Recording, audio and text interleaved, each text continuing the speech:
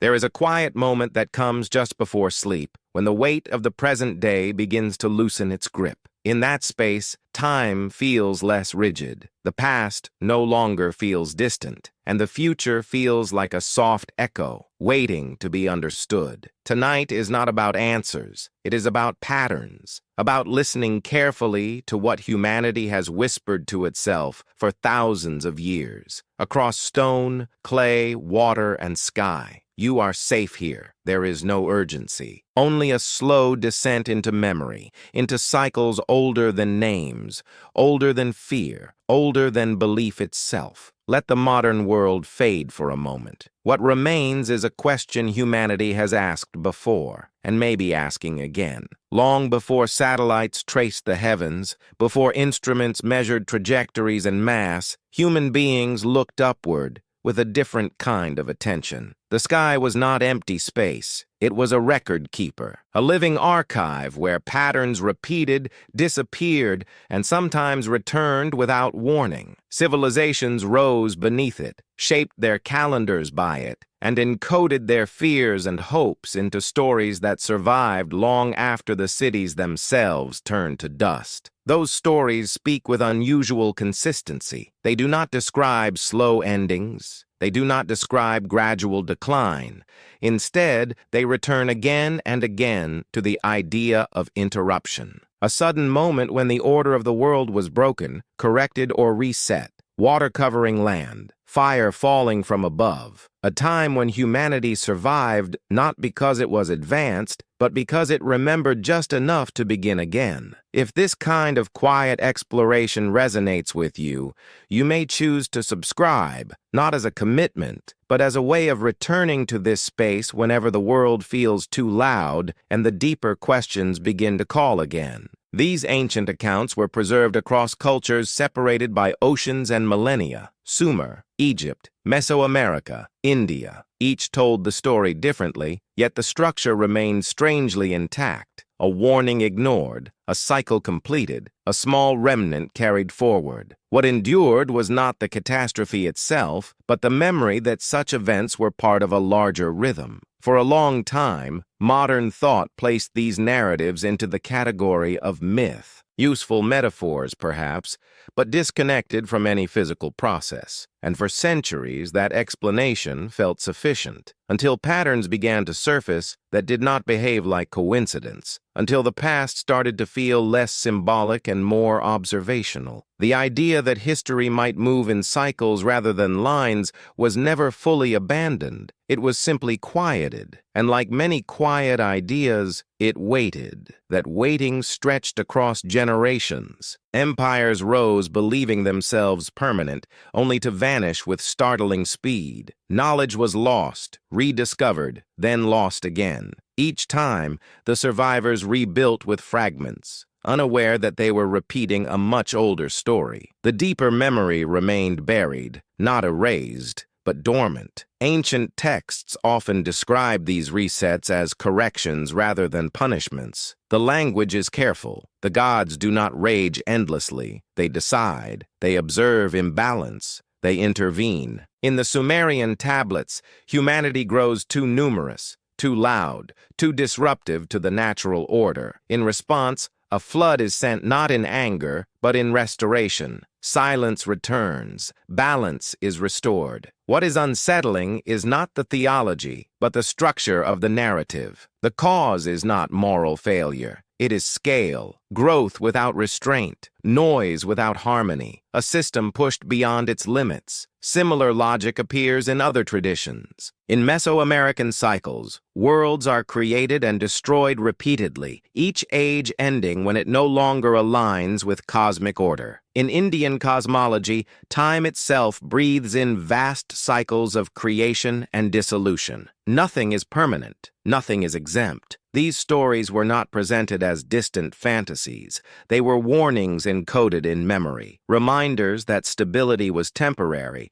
and that survival depended not on dominance, but on awareness. For thousands of years, humanity could do little more than watch the sky and remember. But eventually, observation became measurement. Myth gave way to mathematics, and yet the patterns did not disappear. They simply changed their language. Modern science did not arrive to replace ancient observation. It arrived to refine it. Telescopes extended the eye. Equations replaced poetry, but the act itself remained the same. Humanity continued to scan the heavens, searching for regularity, for predictability, for reassurance that the cosmos was stable and indifferent. Most of the time, it appeared to be. Planets followed their paths. Comets announced themselves with long, graceful arcs. Asteroids passed quietly, catalogued and dismissed. The system seemed orderly, almost comforting. Catastrophe belonged to the distant past, locked safely behind layers of myth and geological time. Then anomalies began to appear. Objects that did not fit neatly into expected behavior, trajectories that resisted easy classification, bodies that seemed to arrive from outside familiar boundaries, moving too fast, at angles that suggested origins far beyond the known architecture of the solar system. Each discovery on its own was explainable. Science excels at explanation, but taken together, they began to revive an older discomfort. The sense that Earth does not exist in isolation, that the sky is not static, that interruptions are part of a much larger system of motion and correction. It is within this modern context that an object now known as 3I Atlas entered observation, quietly, without spectacle, logged first as data, not drama. Its significance did not come from immediate danger, nor from extraordinary size, but from something more subtle. Its behavior echoed patterns that humanity had recorded before it possessed the language to describe them. 3I Atlas does not announce itself with prophecy. It does not glow with meaning. It exists first as numbers, angles, velocity, and light.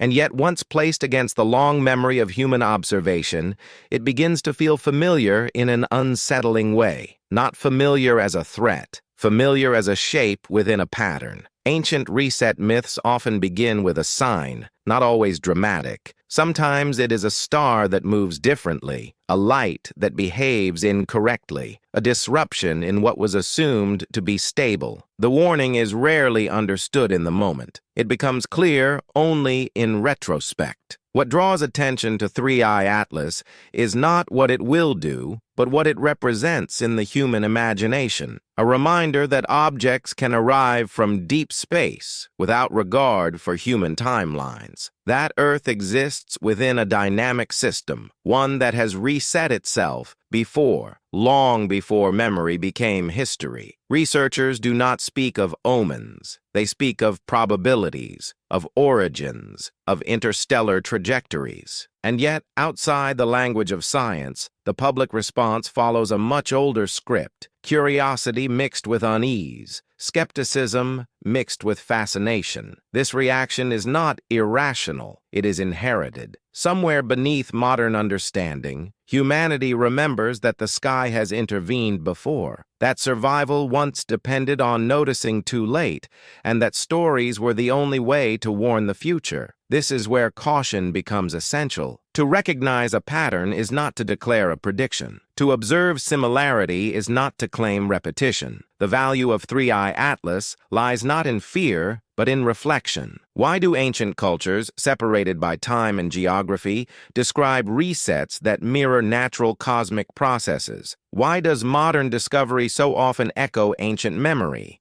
And why does each generation believe itself exempt from the cycles that shaped those before it? The idea of a great reset is uncomfortable because it challenges permanence. It suggests that civilization is not a destination, but a phase, a temporary arrangement within a much longer rhythm governed by forces far beyond human intention. Ancient societies accepted this without panic. They built monuments not to last forever, but to remember. They aligned their cities with stars, not for worship alone, but for continuity. They expected change. They prepared for interruption. Modern humanity, for all its precision, struggles with that expectation. Stability has become an assumption rather than a gift. And so, when an object like 3I Atlas appears, it does not threaten the planet. It threatens certainty. This chapter is not about what will happen. It is about what has happened before and how often humanity forgets the lesson once the rebuilding is complete. The cycle does not announce itself loudly. It begins quietly, with observation, with memory, and with a question that refuses to disappear. A question that refuses to disappear has a particular power. It does not demand belief. It does not insist on certainty. It simply returns again and again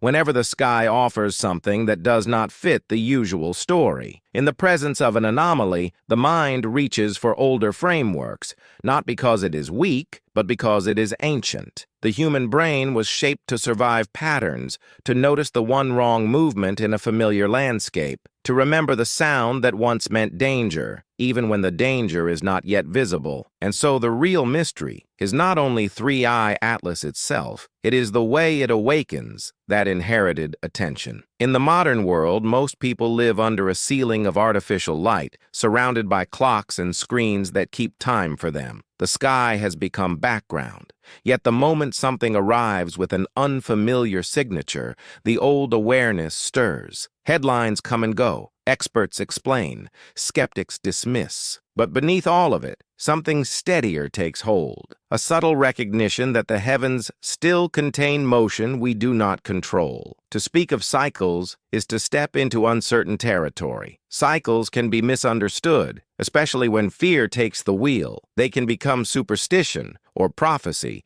or a shortcut to meaning when meaning feels scarce. That is why this narrative must remain disciplined. We are not here to claim that an object in the sky is a trigger for disaster. We are here to notice how often the human record describes sudden change, and how often those descriptions are tied to the same stage, the same vast theater above the earth. In the oldest stories, the sign is rarely the catastrophe itself. It is the disruption that precedes it, a shift in weather that feels wrong, a season that does not return on time, a star that appears where it should not be, a brightness that lingers, a darkness that arrives early. These are not scientific measurements, but they are observational memory. They suggest that ancient people watched for irregularity, not because they could prevent it, but because noticing was a form of preparation. The warning was the ability to say, "This has happened before, and it may happen again." What follows in those myths is equally consistent.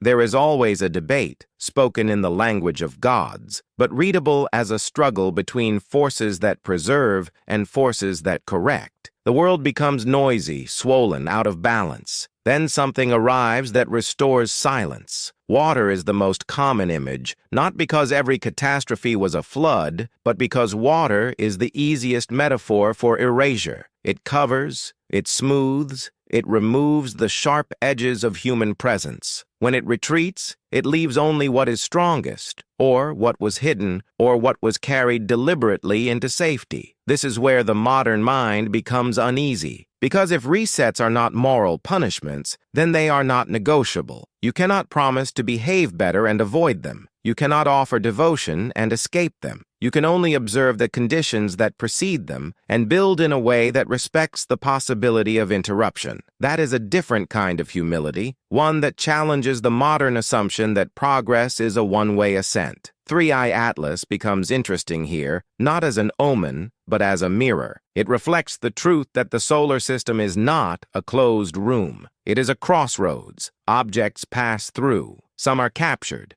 Some swing close and depart. Some arrive from distances so enormous that human history becomes a brief flicker against their travel time. To ancient people, these visitors would have been terrifying, not because they were evil, but because they were uncontrollable. They belonged to a larger order, and anything that belonged to a larger order had the power to change the smaller one. If there is a warning to be found, it is not that a specific object will end the world. The warning is that we have grown comfortable with forgetting the sky. Comfort encourages amnesia. Amnesia invites surprise. And surprise is the one condition that turns a natural event into a civilizational collapse. The question that refuses to disappear is not asking whether 3i Atlas is dangerous. It is asking whether we have become the kind of civilization that would fail to recognize a cycle until it was already underway. The idea of recognition is central to every ancient reset narrative. Survival does not come from strength alone, nor from technology, nor even from numbers. It comes from awareness that arrives early enough to change behavior,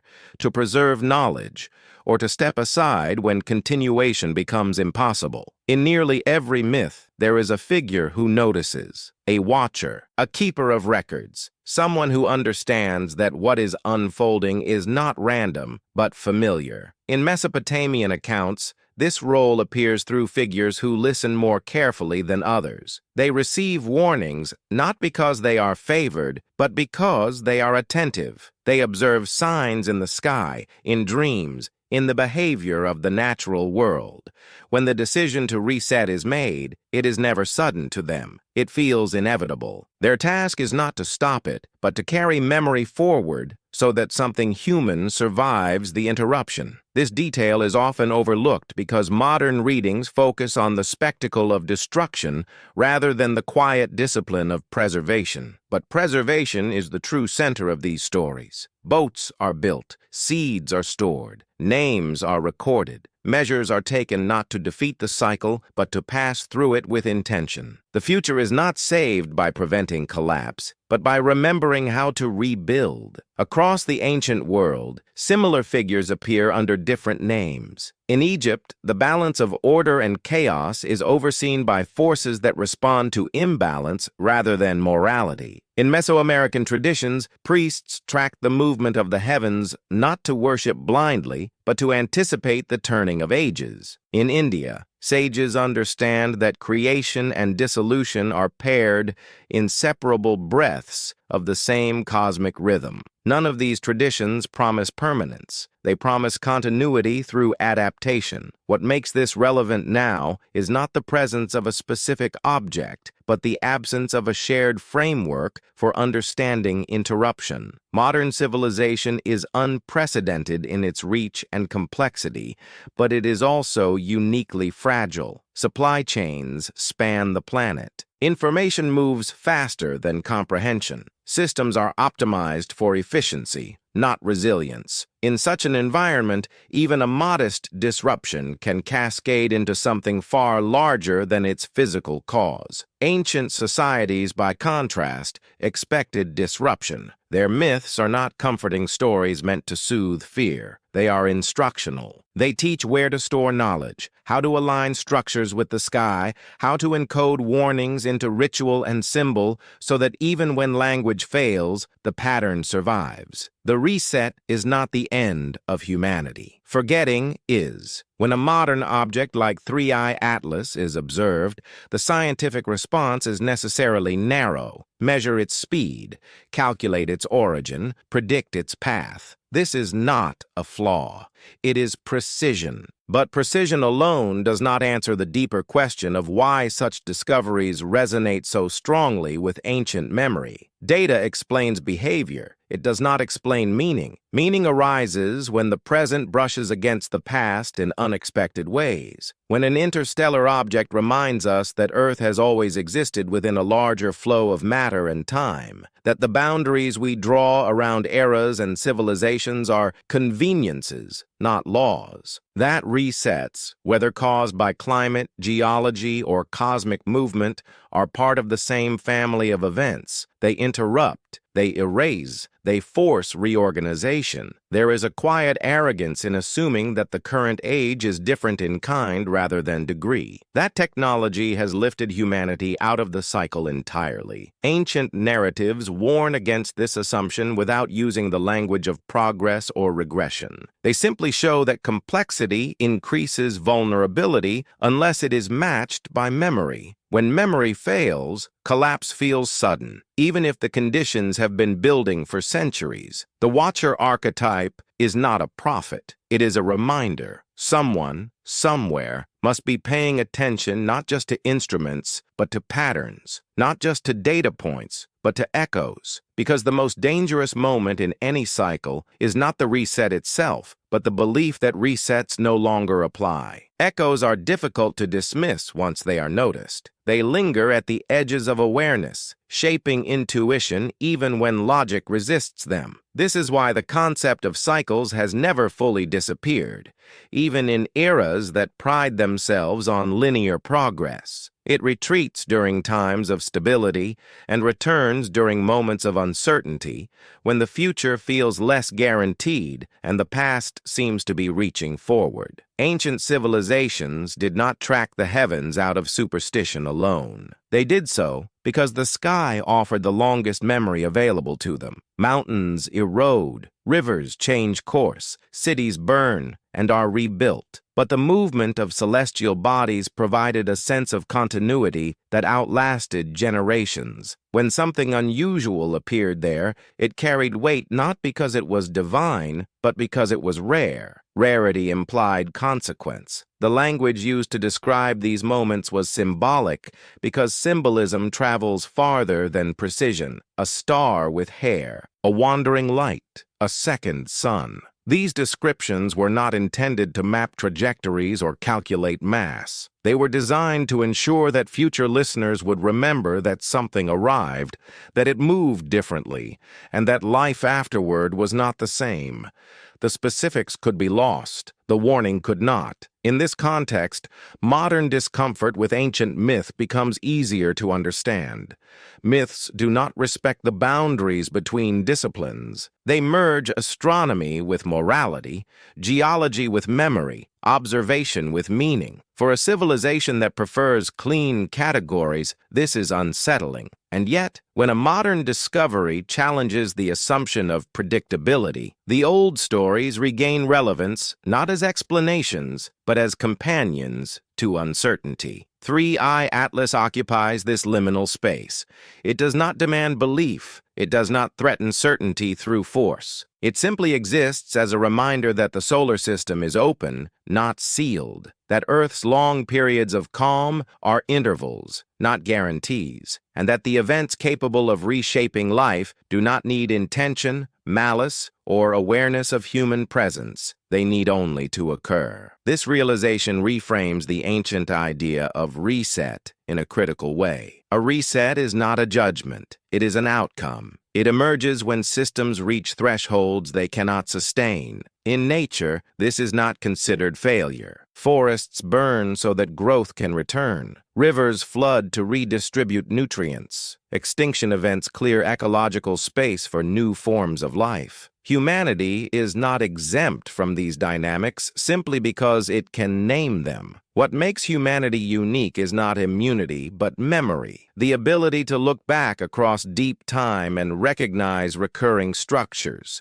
to notice that sudden endings tend to follow long periods of expansion, that complexity left unchecked amplifies fragility, and that survival often depends on simplicity regained under pressure. Ancient reset myths place humanity inside these processes rather than above them. They do not suggest that humans are targeted. They suggest that humans are participants. When the world changes abruptly, it is not because it has turned hostile, but because it is rebalancing. Those who survive do so not because they are chosen, but because they adapt quickly, preserve knowledge, and remain flexible in the face of loss. Modern culture struggles with this framing because it undermines narratives of control. If resets are impersonal, then there is no villain to defeat and no hero to save the day. There is only preparation, awareness, and acceptance of uncertainty. These are not qualities easily celebrated in an age driven by prediction and optimization. Yet the unease surrounding objects like 3i Atlas suggests that something deeper is being acknowledged, even if unconsciously. A sense that despite all advances,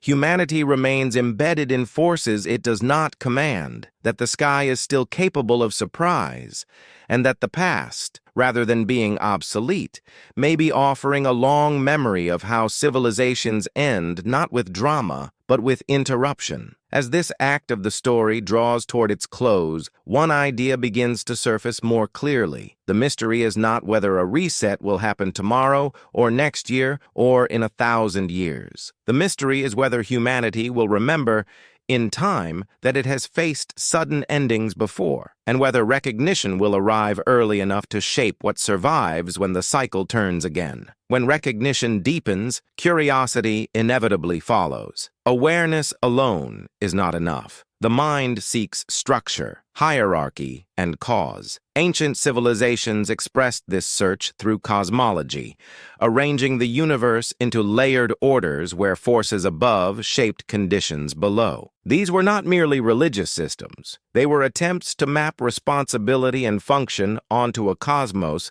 that clearly operated beyond human scale. In Mesopotamia, this impulse produced one of the earliest and most detailed cosmic hierarchies known to history. The sky was not an abstract backdrop. It was inhabited by intelligences that managed processes rather than emotions. The Anunnaki, often misunderstood in modern retellings, were not portrayed as whimsical gods. They were administrators of order, overseers of cycles, custodians of thresholds between stability and disruption. What is striking about these texts is how procedural they are. Decisions are discussed. Workloads are redistributed. Humanity itself is described as a solution to imbalance, created not out of love, but necessity. Labor is required to maintain order. Noise must be reduced. Systems must be stabilized. The language is closer to governance than worship. Within this framework, the concept of reset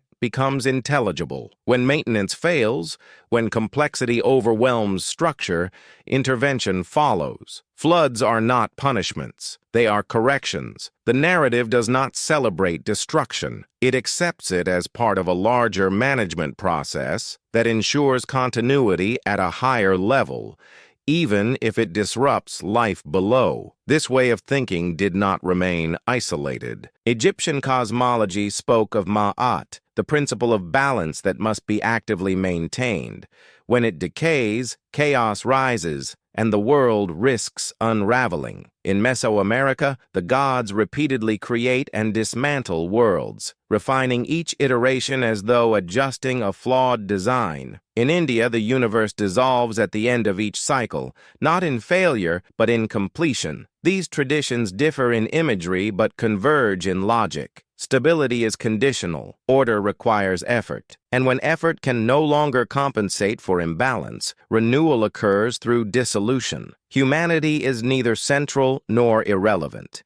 It is a variable within a system far older than civilization itself. Modern discomfort with these ideas stems from their implications. If ancient cosmologies are symbolic representations of natural processes, then they suggest that collapse is not an anomaly, it is an expectation. And if collapse is expected, then preparation becomes more meaningful than prevention. This perspective does not conflict with science. It complements it. Where science measures mechanisms, myth preserves memory. Together, they form a longer arc of understanding than either could alone. The mistake is assuming that one must invalidate the other. Ancient cosmologies are not failed science.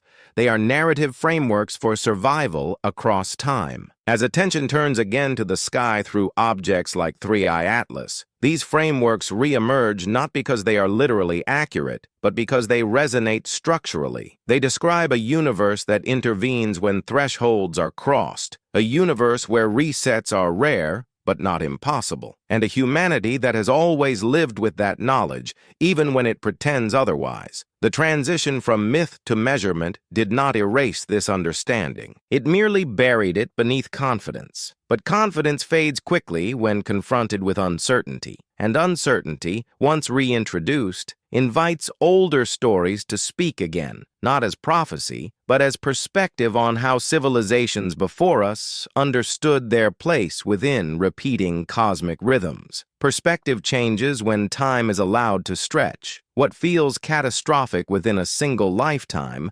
becomes transitional when viewed across millennia. Ancient civilizations understood this intuitively. Their stories do not rush. They linger on preparation, on warning, on the slow accumulation of imbalance. The reset, when it arrives, is swift, but it is never portrayed as sudden to those who were paying attention. This distinction matters. A civilization surprised by collapse experiences it as chaos. A civilization that expects interruption experiences it as passage. The difference lies not in the scale of the event, but in the quality of memory carried into it. Ancient myths insist on this point repeatedly, though never explicitly. Those who survive are not stronger or more righteous. They are simply less surprised. Modern society has inverted this relationship. Surprise has become the default state. Systems are built on the assumption of continuity. Disruption is treated as failure rather than signal. Even scientific risk assessment often focuses on probability rather than consequence, comforted by low odds and distracted from high impact. Ancient thinking approached the same uncertainty differently. It assumed low probability, but prepared for high consequence. This is where the long-debated idea of a distant planetary influence enters the narrative, not as certainty, but as conceptual continuity. The notion that the solar system may contain or encounter bodies capable of periodic disruption appears in various forms across cultures. Sometimes it is a wandering star, sometimes a hidden sun, sometimes a returning destroyer. These descriptions are not precise, but they are persistent. In modern language, this persistence has been associated with the idea often referred to as Planet X. Not a specific object, but a placeholder for gravitational influence not yet fully understood. For decades, astronomers have debated whether anomalies in orbital behavior suggest the presence of a distant mass shaping the outer solar system. The discussion remains unresolved, cautious, and grounded in mathematics rather than myth. What matters here is not whether Planet X exists as described,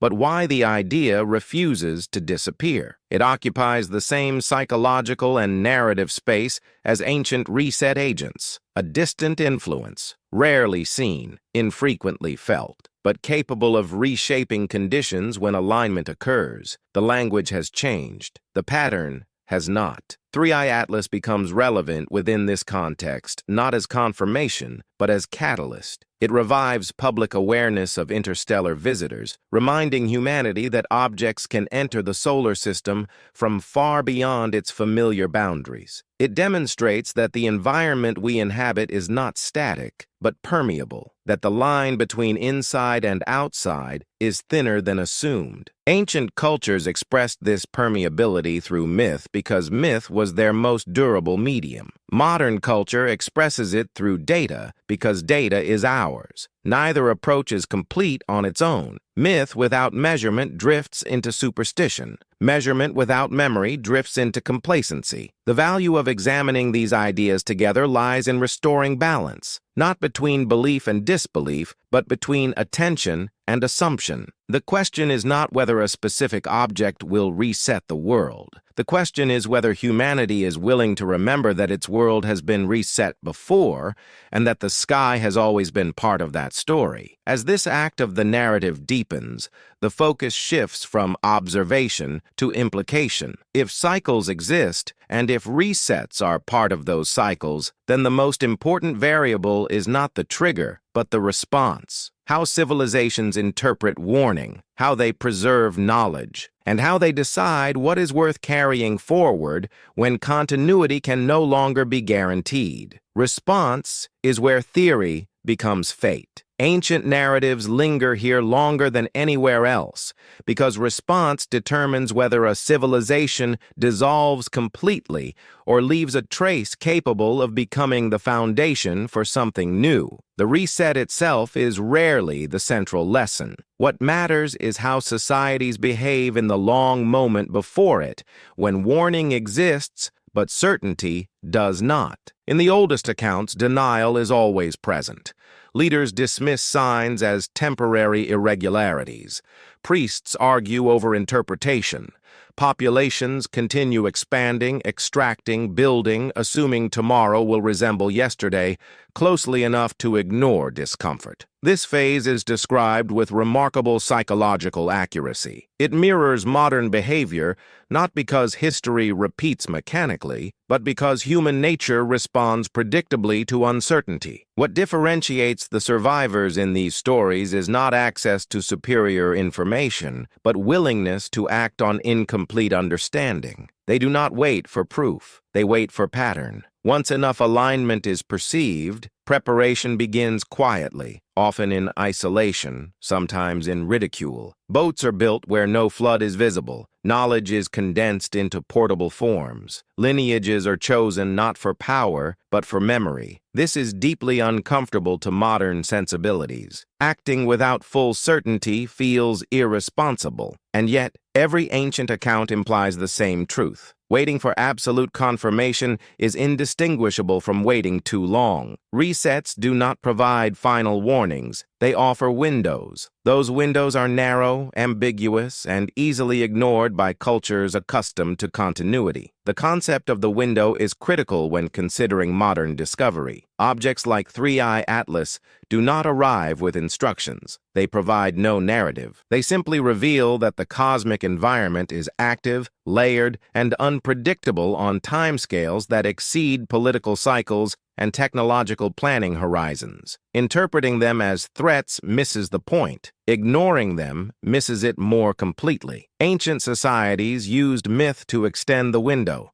Stories preserved the memory of what signs preceded disruption so that future generations could recognize similar conditions without reliving the catastrophe itself. In this way, myth functioned as a compression algorithm for survival. Complex patterns were distilled into narratives simple enough to endure collapse, migration, and linguistic change. Modern civilization has outsourced this function to data storage and institutions, assuming continuity of access. But continuity itself is the variable most threatened during resets. Power grids fail, archives decay, digital memory vanishes without energy. Ancient builders understood this intuitively. That is why they carved stone, aligned structures with stars, and embedded knowledge into ritual and architecture rather than relying on fragile mediums. When viewed through this lens, the fascination with ancient resets is not escapism.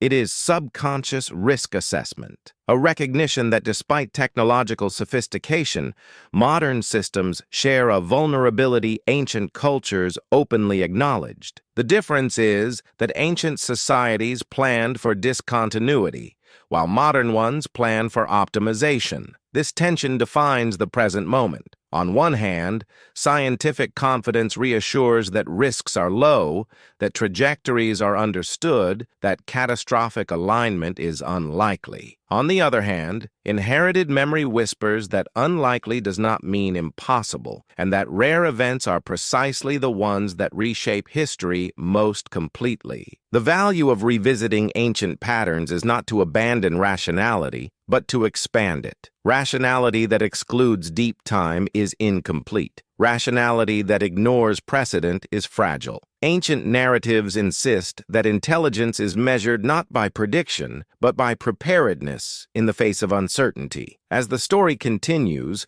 attention must turn toward the most controversial element of reset mythology. Not floods, not fire, but the idea that humanity itself may have been shaped by previous cycles, inheriting knowledge, trauma, and behavioral patterns from civilizations long erased. If resets have occurred before, then the present moment is not humanity's first encounter with the edge of forgetting. It is simply the latest chapter in a much older experiment. An older experiment implies inheritance, not just of genes, but of behavior, instinct, and fear carried silently across generations. Ancient traditions often hint at this without naming it directly. They speak of ages before memory, of lost worlds whose builders were neither primitive nor foolish, but advanced in ways that did not survive their own interruption. The ruins left behind are described as warnings, not trophies. In many cultures, the survivors of a reset are portrayed as smaller, quieter, and more more cautious than those who came before. They rebuild slowly. They mythologize the past rather than replicate it. This is not because they lack ability,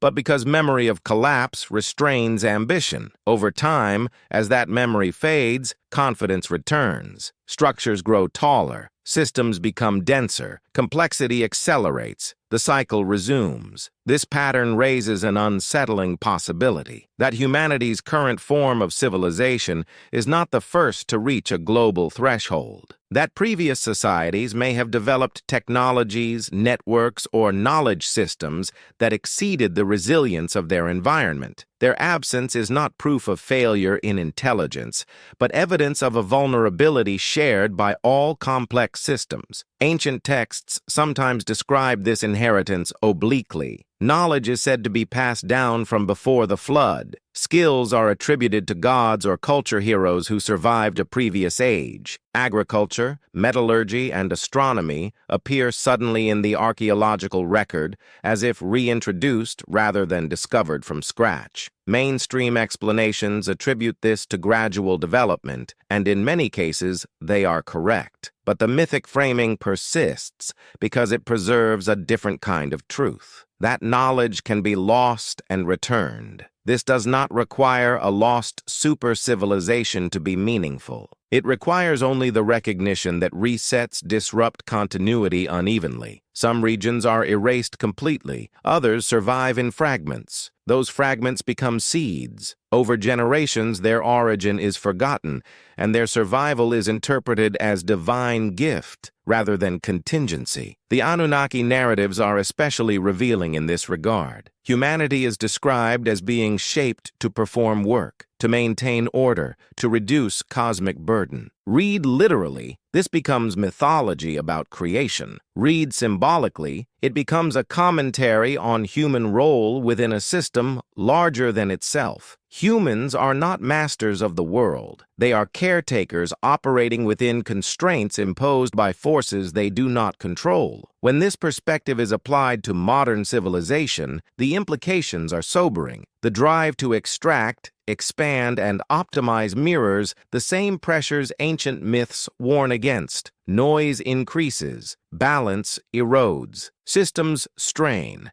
and yet belief in exemption remains strong. The assumption persists that this time is different, that awareness alone is enough to prevent repetition. Objects like 3i Atlas puncture that assumption not by threatening destruction, but by reintroducing scale. They remind us that humanity occupies a small window within a vast continuum of time and motion, that interstellar space is not distant in any meaningful sense, and that the conditions shaping life on Earth have always included influences far beyond its atmosphere. The fear surrounding such reminders is often misplaced. The true discomfort comes not from the possibility of external disruption, but from the realization that internal behavior may be insufficiently adaptive. Ancient reset myths do not blame the sky alone. They implicate human imbalance as a contributing factor, not because humans cause cosmic events, but because they amplify their impact through overextension. Inheritance, then, is not destiny. It is instruction. The past does not dictate the future, but it offers patterns that can be recognized or ignored. Whether modern humanity is capable of carrying memory across potential interruption remains an open question, one that cannot be answered by discovery alone, but by response, restraint, and the willingness to accept that progress without humility is indistinguishable from acceleration toward collapse. As the narrative moves forward, the focus shifts again, this time toward the physical evidence of resets themselves. Not stories, not symbols, but marks left in stone, sediment, and ice. Because if cycles are real, they should leave scars. And Earth, like any body shaped by repeated stress, carries a record written into its deepest layers. Earth's memory is not preserved in language. It is preserved in layers. Ice cores, sediment beds, fractured rock, and sudden gaps in biological continuity all tell a story that unfolds far more slowly than myth, yet with no less clarity. When examined without expectation, this record reveals moments where equilibrium breaks sharply, where long periods of relative stability are interrupted by abrupt change. Geology does not argue, it accumulates. Throughout Earth's history, there are clear signatures of rapid transformation: spikes in temperature, sudden shifts in ocean chemistry, mass extinctions compressed into time frames far shorter than the ages that preceded them. These events are not evenly spaced. They do not follow a simple schedule, but they share one defining characteristic. They are resets of function, if not of form. Life does not end, it reorganizes. This is where ancient flood myths find an unexpected companion in modern science, not because the myths describe events with technical accuracy, but because they preserve the human experience of abrupt environmental transition. A flood, in symbolic terms, represents overwhelming change arriving faster than adaptation. Whether caused by rising seas, melting ice, or regional cataclysms, the effect on early human societies would have been identical. Landscapes erased, roots submerged, memory displaced. Science confirms that sea levels have risen dramatically in the past, sometimes within a few human lifetimes. Entire coastlines vanished.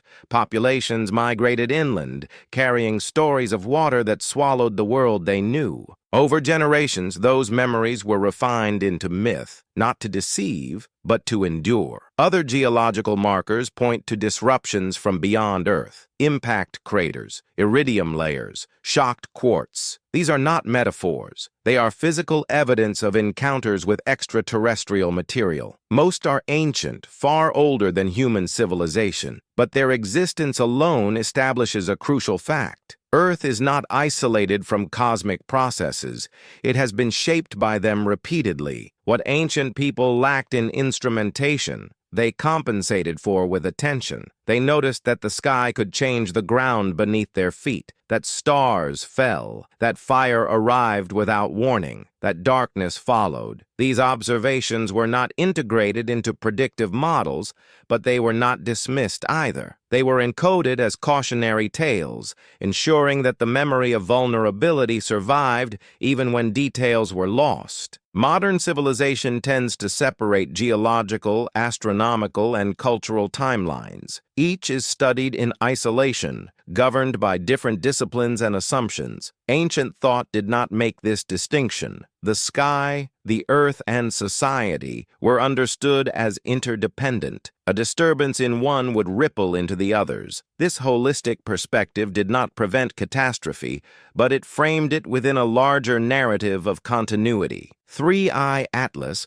when placed against this backdrop, becomes less extraordinary and more contextual. It is one more reminder that Earth exists within an active cosmic environment. Its discovery does not increase risk. It increases awareness. And awareness is the only variable that consistently alters outcome in ancient narratives. The geological record teaches humility. It shows that stability is temporary, that life adapts through loss, and that complexity resets when thresholds are crossed. Ancient myths translate this lesson into human terms. They do not promise safety. They promise memory. As this act of the narrative approaches its turning point, the question sharpens. If Earth bears the marks of repeated resets, and human cultures remember them in story, then the debate is no longer about whether resets occur. It becomes about frequency, scale, and relevance. How often do these interruptions happen? What triggers them? And are there signs that humanity once again is approaching a threshold it barely understands? Thresholds are rarely obvious while they are being crossed. They announce themselves quietly through accumulation rather than spectacle. Ancient narratives understood this intuitively. The world does not end with a single dramatic moment. It destabilizes through imbalance, strain, and neglect, until a correction becomes unavoidable. The reset is not the beginning of collapse. It is the end of a long period of warning. Modern science echoes this understanding in different language. Systems do not fail at their strongest points. They fail at stress concentrations, where complexity has outpaced resilience. Climate systems, ecological networks, and even planetary dynamics exhibit this behavior. stability persists until it doesn't. And when change comes, it often arrives faster than adaptation. Ancient flood myths capture this sensation with remarkable precision. Water rises not because it hates the land, but because boundaries are crossed. Ice melts, rivers overflow, storm patterns shift. For early civilizations built near fertile floodplains, these changes would have been both gradual and sudden. Years of warning followed by days of devastation. Memory would compress the experience into a single story, but the process itself was incremental. This pattern of slow accumulation followed by rapid correction appears across natural systems. Forests endure years of drought before burning intensely. Volcanoes build pressure silently before eruption. Ice sheets thin imperceptibly before collapse. These are not failures of prediction. They are characteristics of complex systems approaching critical states. Ancient cosmologies framed these dynamics in moral and divine terms because that language carried emotional weight. But beneath the symbolism lies a sophisticated understanding of limits. The world can absorb imbalance only up to a point. Beyond that, restoration requires disruption. The controversial aspect of reset mythology is not the idea of catastrophe. Catastrophe is well documented. It is the implication of regularity, the suggestion that resets are not random, but part of a long rhythm governed by natural thresholds. This is where modern discomfort intensifies. Regularity implies inevitability, and inevitability undermines the narrative of control. Yet even within this framework, there is space for agency. Ancient stories do not depict humanity as helpless. They depict it as accountable, not for causing cosmic events, but for amplifying vulnerability through behavior. Overpopulation, deforestation, noise, imbalance. These are described as precursors not because they summon disaster, but because they reduce resilience when disaster arrives. 3i Atlas does not alter these dynamics. It merely highlights them. Its presence in the public imagination coincides with a period of global strain,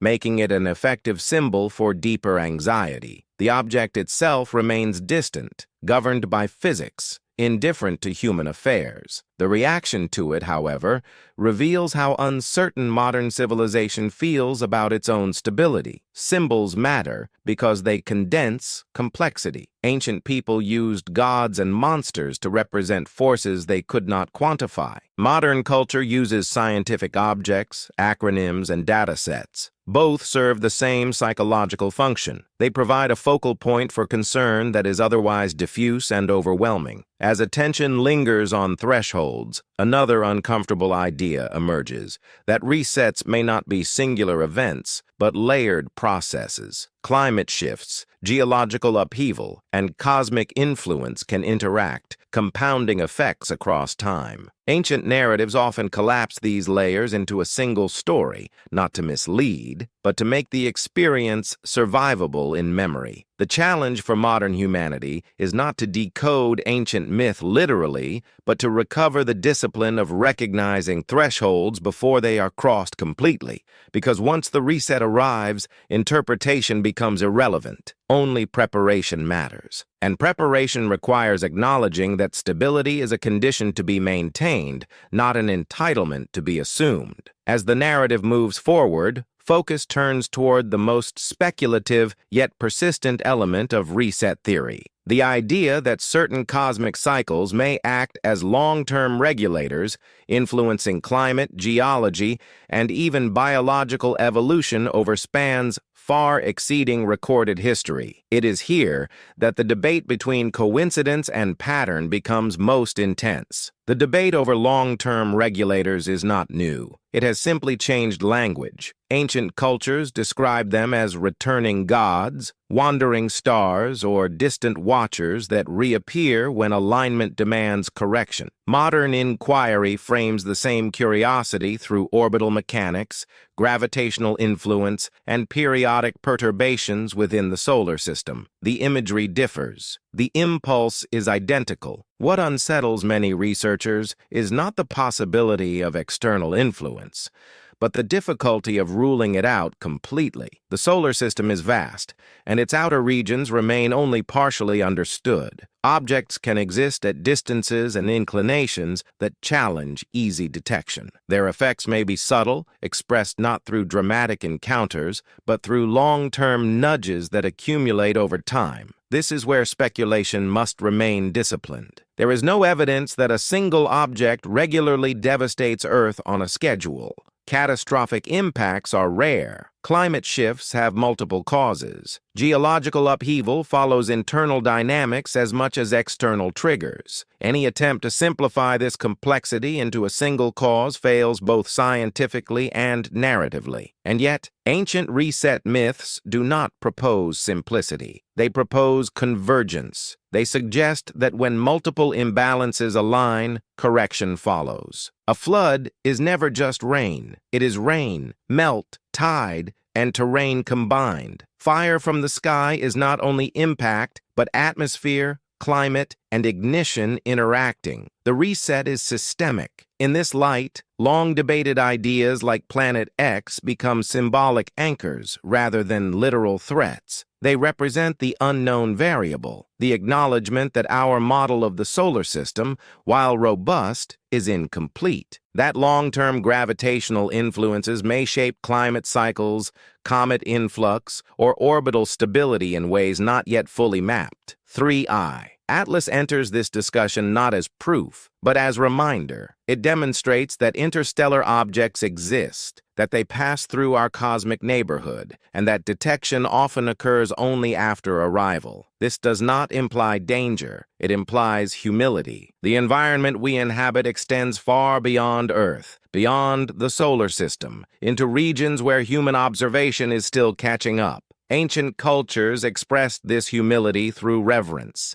They accepted that some forces could not be named or controlled. They oriented themselves accordingly, building societies that expected interruption and preserved meaning beyond material continuity. Modern culture, by contrast, has often equated understanding with mastery, forgetting that comprehension does not eliminate vulnerability. The persistent fascination with resets, then, is not rooted in fear of destruction. It is rooted in fear of unpreparedness. The anxiety is not about ending, but about erasure, about knowledge lost, lessons forgotten, and the repetition of avoidable mistakes under the illusion of novelty. As the narrative deepens, it becomes clear that the most important cycle is not cosmic, but cultural. Civilizations forget what previous ones learned about limits. They rebuild complexity faster than resilience. They mistake temporary stability for permanence. And when correction arrives, it feels like betrayal rather than consequence. The ancient world did not imagine resets to frighten the future. It imagined them to discipline it, to remind each generation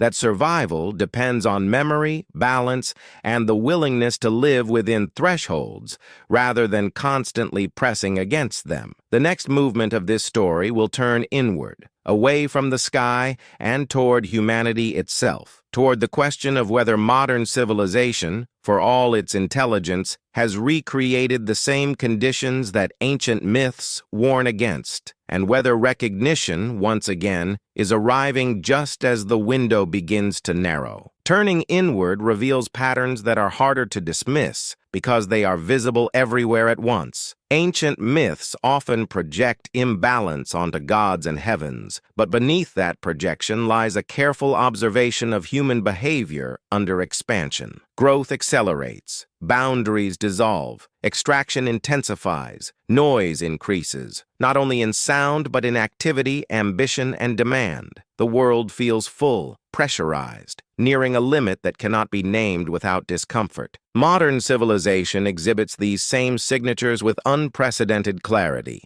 Population density has reached levels never before sustained. Resource extraction extends into every remaining margin. Systems are optimized for speed, scale, and efficiency, often at the expense of redundancy and recovery. This is not presented as recklessness. It is celebrated as progress. Yet ancient narratives describe precisely this moment as the precondition for reset. In the Sumerian accounts, humanity becomes too numerous and too loud. The language is striking. Loudness is not framed as violence or rebellion. It is framed as disturbance, an interference with the larger order. This detail suggests that the problem is not human existence, but human saturation. Too much activity concentrated too tightly within a finite system. Balance erodes not because of evil intent, but because scale exceeds capacity. This framing resonates uncomfortably with modern ecological understanding. Ecosystems collapse not because species are malicious, but because population pressure overwhelms available resources. Feedback loops amplify stress. Once thresholds are crossed, correction follows through die-off, migration, or reorganization. Nature does not negotiate. It responds. Ancient myths placed this response in the hands of gods, because gods were the only language capable of carrying the emotional weight of inevitability. Today, the same response is described through models and projections. The language has changed. The reality has not. What makes the present moment distinct is not that humanity faces limits. It is that humanity is aware of them and continues forward regardless. This awareness creates cognitive dissonance that ancient societies rarely experienced at scale. They observed limits and feared them. Modern culture observes limits and debates them. Delay becomes policy. Uncertainty becomes justification for inaction. Within this context, the symbolism of reset intensifies. It is no longer just a story about the past. It becomes a lens through which the present is evaluated. Are current systems resilient enough to absorb shock? Is knowledge preserved in forms that can survive disruption? Are values aligned with continuity or acceleration? Ancient reset myths suggest that collapse is not sudden for those who are paying attention. It is anticipated. The tragedy is not that it occurs, but that warnings are ignored because they challenge comfort. The figures who survive are not heroes. They are realists. They accept loss early in order to preserve meaning later. Three-Eye Atlas, again, does not cause this reflection. It coincides with it. Its appearance lands in a moment already saturated with awareness of fragility, climate instability, supply chain vulnerability, political volatility, ecological decline. These are not isolated problems. They are expressions of a system under strain. The object in the sky becomes a focal point because it externalizes anxiety that is already present. Ancient cultures externalized anxiety deliberately. By placing fear in the heavens, they could discuss limits without accusing themselves directly. Modern society struggles with this displacement. When threat appears external, it feels manageable. When it is internal, it feels overwhelming. Reset mythology sits at the intersection of both. It acknowledges that external forces exist, but insists that internal behavior determines outcome. The most uncomfortable lesson carried forward from antiquity is that intelligence alone does not prevent collapse. In some cases, it accelerates it. Advanced systems enable greater extraction, faster expansion, and more complex interdependence. Without corresponding restraint, these advantages amplify vulnerability rather than reducing it. This is why ancient myths place such emphasis on balance rather than innovation. The goal is not to stop growth, but to align it with capacity. When alignment fails, correction follows. Reset is not a punishment for ambition. It is a response to imbalance. As this act of the narrative continues, attention shifts toward the idea of memory once more. Not memory as nostalgia, but as infrastructure. What does modern civilization choose to preserve? What does it consider disposable? And how much of what defines humanity would survive if continuity were interrupted suddenly without warning, as it has been before? Memory as infrastructure is an idea ancient civilizations understood with striking clarity. They did not assume that continuity was guaranteed. They assumed interruption was inevitable, and so they asked a different question. Not how to preserve everything, but what must survive at all costs. This distinction shaped their monuments, their myths, and their priorities. Stone was chosen not because it was beautiful, but because it endured. Oral tradition was structured not as casual storytelling, but as ritual repetition, ensuring accuracy across generations. Knowledge was embedded in alignment, proportion, and rhythm, so that even if language shifted, meaning could still be recovered. These were not artistic choices. They were survival strategies. Modern civilization has inverted this logic. It preserves enormous quantities of information, but often in forms that are fragile, dependent, and context-bound. Digital memory requires energy, maintenance, compatibility. Remove any one of these and vast portions of human knowledge vanish instantly. Efficiency has replaced durability as the guiding principle. Ancient reset myths warn indirectly against this imbalance. They do not celebrate the loss of cities. They mourn the loss of knowledge. The greatest tragedy is not death, but forgetting. The flood washes away structures, but the deeper fear is that it will wash away instruction, that the next generation will rebuild without understanding why the last one fell. This is why survivors in myth are always portrayed as carriers. They carry seeds, tools, measurements, stories.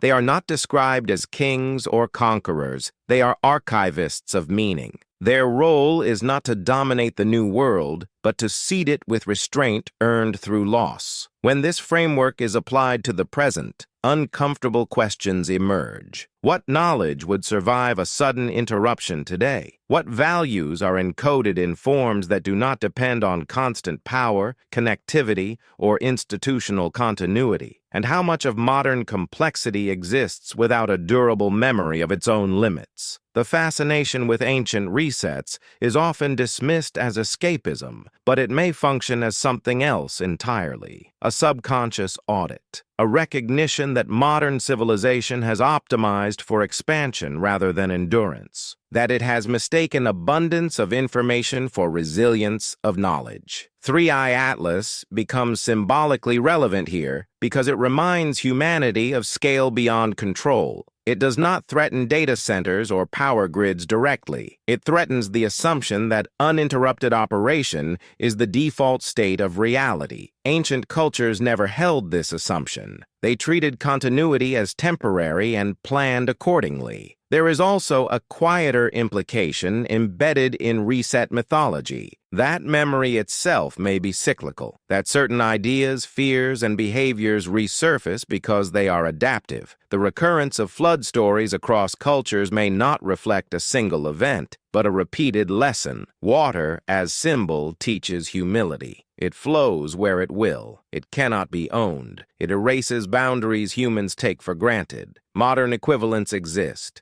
Digital collapse, infrastructure failure, ecological tipping points. These are not ancient phenomena, but they express the same principle. Systems humans rely on are not permanent. They require care, restraint, and awareness of thresholds. The danger lies not in acknowledging this impermanence, but in denying it. Ancient myths portray denial as the final act before reset. Warnings are ignored not because they are unclear, but because they are inconvenient. Preparation is delayed until it becomes impossible. The cycle completes not through malice, but through inertia. As the narrative progresses, the focus must return to the sky once more, not to search for enemies, but to understand relationship. Ancient people did not fear the heavens blindly. They studied them to situate themselves within a larger order. The sky was a teacher of timing, rhythm, and humility. If modern humanity has lost something essential, it is not knowledge of the stars, but intimacy with consequence. Technology has softened immediate feedback, allowing imbalance to grow unseen. Reset myths reintroduce consequence into the imagination, reminding each generation that there are limits beyond negotiation. The next movement of this story will examine how ancient civilizations encoded astronomical cycles into their architecture and calendars, not as worship, but as warning. Because when memory is carved into the sky itself, forgetting becomes far more difficult. Ancient architecture was never built in isolation from the sky. Stone, Earth, and horizon were arranged to mirror celestial movement with deliberate precision. This alignment was not decorative. It was mnemonic, a way of binding human activity to cosmic rhythm so that time itself became a teacher, repeating lessons whether people wished to hear them or not. Across continents, civilizations separated by oceans oriented their most important structures toward solstices, equinoxes, and star risings. The precision required to achieve this suggests sustained observation over many generations. These builders were not guessing. They were tracking cycles long enough to trust them, and what they chose to mark reveals what they feared forgetting. In Egypt, monuments were aligned to the circumpolar stars, symbols of permanence in a sky of motion. The message was clear. Dynasties would fall, but the cycle endured. In Mesoamerica, calendars were constructed to track not just years, but ages, each ending with transformation. Time was not a line. It was a turning wheel. In Mesopotamia, ziggurats connected earth and sky, functioning as observational platforms as much as temples. These structures did not predict catastrophe. They disciplined attention. They forced societies to notice irregularity by establishing expectation. When the sun failed to rise where it should, or stars behaved unexpectedly, the deviation was impossible to ignore. Architecture became an instrument, not of control, but of awareness. This approach to time contrasts sharply with modern design philosophy. Contemporary cities are built inward, oriented toward convenience rather than cosmos. Artificial light erases night. Climate control smooths seasonal extremes. Calendars are digital abstractions disconnected from environment. The result is efficiency, but also detachment. The sky no longer sets the rhythm of daily life. Ancient reset myths cannot be separated from this architectural context. The sky was always present, always observed. A change above was assumed to have consequence below. This assumption did not require fear. It required respect. The heavens were not enemies. They were regulators. 3-Eye Atlas becomes symbolically potent because it briefly breaks this detachment. It draws attention upward in a culture accustomed to looking forward rather than up. For a moment, public imagination reconnects with a perspective older than civilization. That Earth is moving through space, not anchored within it, that the sky is not static, that visitors from beyond are not impossible. The unease this generates is revealing. It suggests that modern humanity has not rejected ancient thinking entirely. It has simply suppressed it under layers of assurance. When that assurance is challenged, even gently, older frameworks resurface instinctively. Astronomical alignment in ancient times served another function. It synchronized human memory with long cycles beyond individual lifespan. A child could stand in the same place as an ancestor centuries earlier and witness the same alignment, reinforcing continuity across generations. This was memory made physical, immune to political collapse or cultural fragmentation. Modern humanity struggles to create such continuity. Rapid change erodes shared reference points. Technologies become obsolete within decades. Knowledge is siloed, specialized, and often inaccessible outside institutional boundaries. In such an environment, the loss of long-term perspective is almost inevitable. Reset myths filled this gap. They compressed vast cycles into stories that could survive fragmentation. They taught that alignment matters, that timing matters, and that ignoring cosmic rhythm invites correction. As this act of the narrative continues, the focus shifts toward one of the most persistent and controversial patterns associated with resets: the relationship between astronomical cycles and climate change over deep time. Not as deterministic cause, but as contributing influence. Because if the sky shapes rhythm, it may also shape the conditions under which life reorganizes itself on Earth. Climate has always been the silent partner in human history. It does not announce itself with intent, yet it shapes every boundary within which civilization operates. Crops depend on it. Water follows it. Migration responds to it. When climate shifts slowly, societies adapt. When it shifts abruptly, adaptation becomes survival. Ancient peoples did not separate climate from the cosmos. Changes in weather, seasons, and fertility were read alongside changes in the sky. This was not superstition. It was correlation drawn from long observation. The heavens marked time. Climate responded to time. Human life followed both. Modern science confirms that climate operates in cycles layered across different scales. There are short oscillations measured in years. There are longer patterns spanning centuries. And there are deep cycles extending across tens of thousands of years, influenced by orbital mechanics,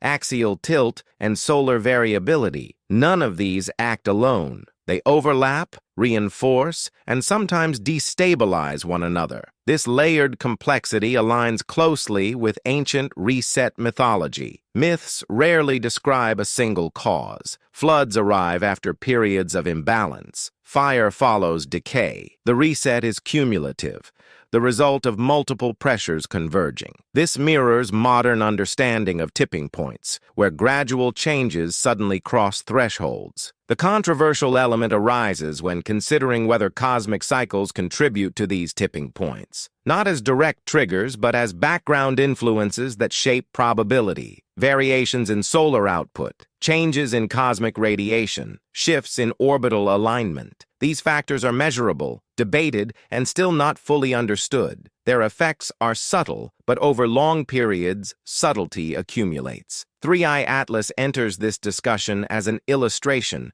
not a cause. Its existence confirms that interstellar space is not empty, that Earth is embedded in a dynamic environment shaped by forces extending far beyond its atmosphere. This does not mean every object alters climate. It means that external influence is part of the system, not an anomaly. Ancient narratives often personified these influences because personification made them memorable: a returning god, a wandering star, a watchful eye. These images are not evidence of literal beings, but of pattern recognition. Something changes, conditions deteriorate, correction follows, the cycle completes. Modern discomfort with this framing stems from its implication that climate instability is not purely internal, that Earth's environment is shaped by interactions across scales, some of which remain outside immediate control. This does not negate responsibility. It complicates it. Humans still amplify or mitigate vulnerability through behavior. External influence does not absolve internal imbalance. The value of ancient perspective lies in its integration. Climate, sky, and society were treated as a single system. Disruption in one signaled risk in the others. This holistic view encouraged vigilance rather than prediction, preparation rather than certainty. Today, climate discourse often oscillates between alarm and denial, both of which paralyze action. Ancient reset myths offer a third posture: acceptance of impermanence paired with intentional adaptation, the expectation of change without surrender to fatalism. As the narrative approaches the end of its second act, a pattern becomes undeniable. Resets are not events isolated in the past. They are processes woven into the fabric of Earth's history.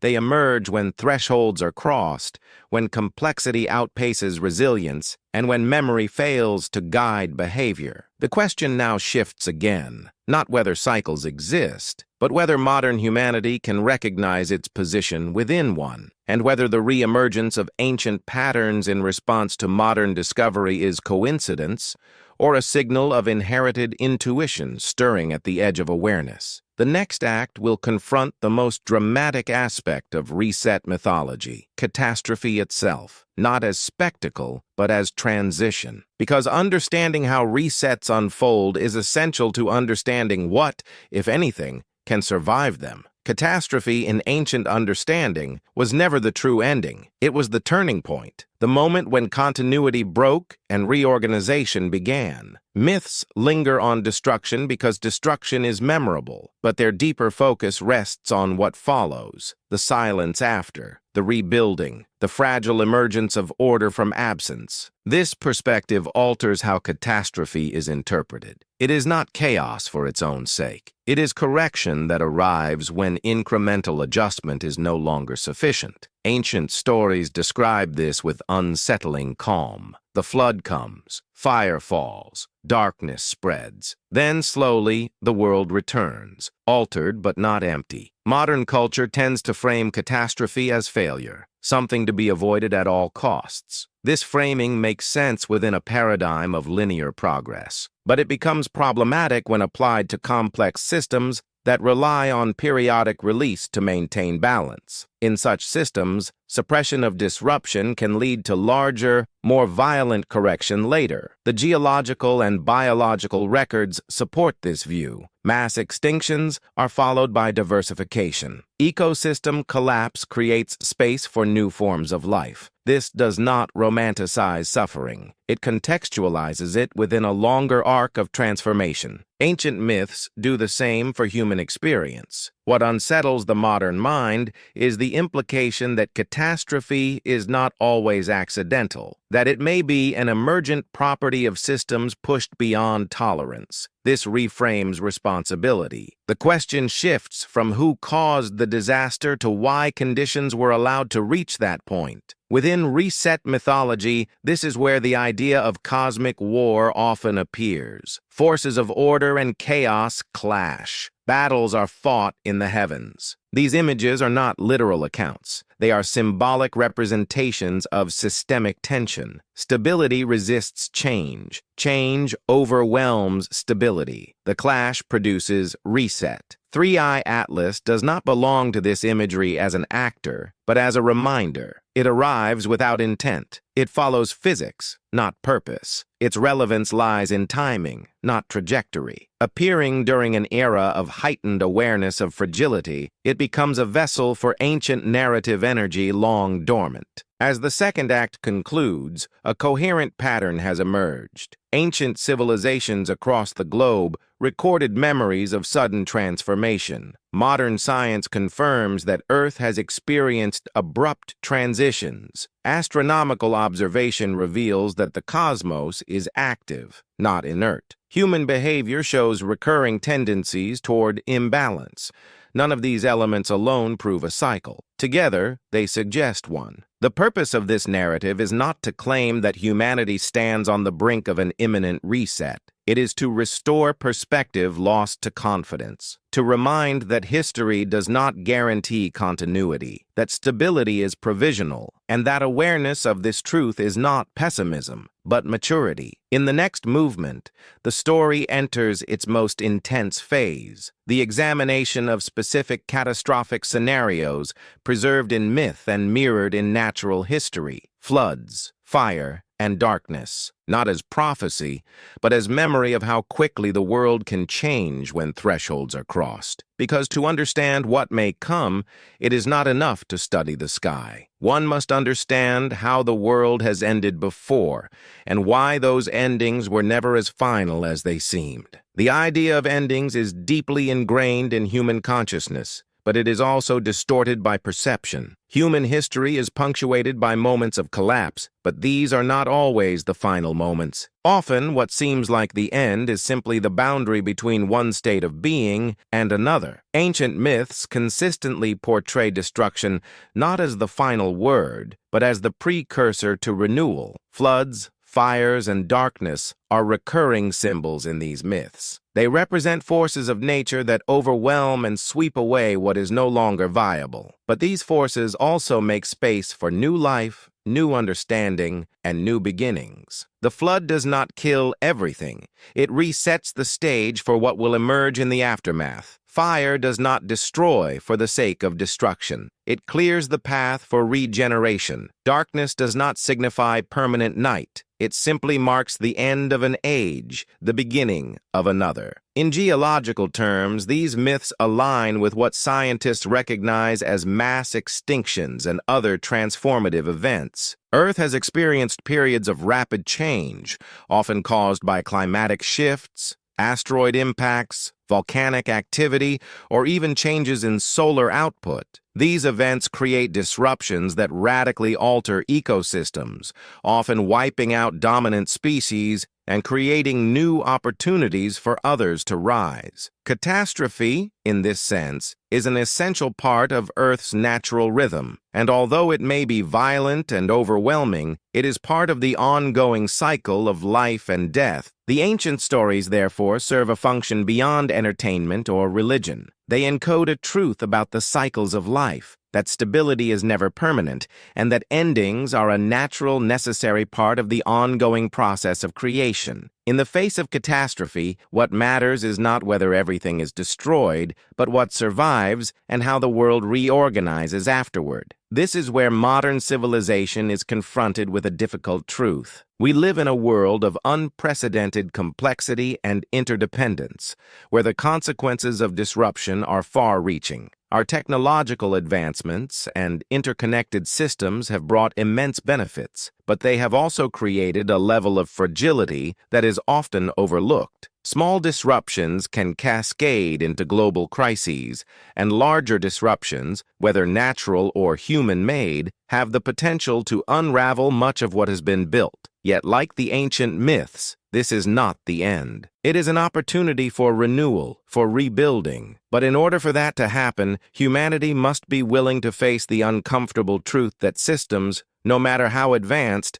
are never immune to disruption. We must recognize that complexity does not equate to invulnerability, and that adaptation, rather than resistance to change, may be the key to survival. The story of resets is not a narrative of doom. It is a narrative of transformation. And the key to understanding it lies not in predicting when the next disaster will occur, but in understanding how humanity can navigate the inevitable changes that will come. Ancient myths, with their stories of destruction followed by renewal, offer valuable lessons in resilience, adaptability, and the importance of memory. As we continue to face challenges such as climate change, resource depletion, and political instability, the question is not whether resets will happen, but how we will respond. Will we, like the survivors in ancient myths, learn to prepare, to preserve what is valuable, and to rebuild in ways that respect the rhythms of nature? Or will we repeat the same mistakes, ignoring the warnings until the window of opportunity closes? The next phase of this journey will explore the relationship between human behavior and environmental change. How do civilizations adapt to the natural world,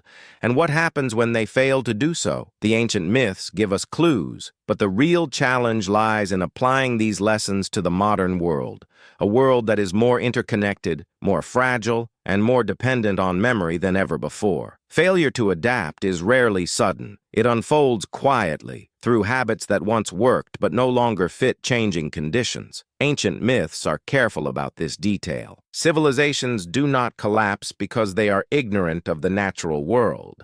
They collapse because they believe they have already mastered it. Familiar patterns become assumptions. Assumptions become blind spots. In flood narratives, people continue building in lowlands even as waters rise gradually. In fire myths, forests are cleared and overworked until a single spark overwhelms what remains. In stories of darkness, light is taken for granted until it vanishes. These are not tales of stupidity. They are accounts of overconfidence. The danger lies not in lacking knowledge, but in trusting outdated knowledge beyond its limits. Modern civilization mirrors this condition with striking clarity. Technologies that once solved problems now create new ones at greater scale. Systems designed for efficiency sacrifice resilience. Specialization fragments understanding. Each component functions well in isolation, but the whole becomes brittle. Ancient cultures described this brittleness symbolically as imbalance, a loss of harmony between forces that must remain aligned. Environmental change amplifies this fragility. Climate shifts alter patterns of water, food, and habitation faster than institutions can respond. What once seemed stable becomes unpredictable. The response, historically, is denial followed by overcorrection. Myths encode this sequence repeatedly. Warnings appear. They are debated. they are minimized. When correction finally arrives, it feels sudden, even though it was long in the making. The lesson is not that adaptation guarantees survival. It is that refusal to adapt guarantees collapse. Ancient reset myths are brutally honest about this. Entire populations are lost. Knowledge is erased. Languages vanish. Survival is partial, uneven, and often unjust. The stories do not promise fairness. They promise continuity at a higher level, often at immense cost. This realism is uncomfortable, but it carries an important distinction. Catastrophe does not erase everything equally. It filters. It selects for flexibility, foresight, and restraint. This is true in biology, geology, and culture alike. Species that overspecialize disappear. Ecosystems that lose diversity collapse. Societies that concentrate power and knowledge too narrowly fail to transfer it across disruption. From this perspective, resets are not moral judgments. They are systemic recalibrations. They occur when adaptation lags behind change. Ancient peoples understood this intuitively, even if they expressed it through mythic language. Their gods did not punish randomly. They responded to imbalance. The reset restored conditions under which life could reorganize, even if the cost was devastating. Three-Eye Atlas, again, sits at the edge of this discussion not as cause, but as context. Its discovery does not alter climate, geology, or human behavior, but it punctuates an era already saturated with evidence of strain. It arrives as a reminder that Earth's challenges are not isolated, and that the environment humanity must adapt to includes forces far beyond social or political control. This recognition is not meant to inspire fear. Fear paralyzes. Ancient myths do not dwell on panic. They dwell on acceptance. Acceptance that change will come. Acceptance that preparation matters more than prediction. Acceptance that survival may require letting go of forms that no longer serve continuity. Modern culture often interprets this as pessimism. Ancient cultures understood it as realism. They did not expect to outgrow cycles.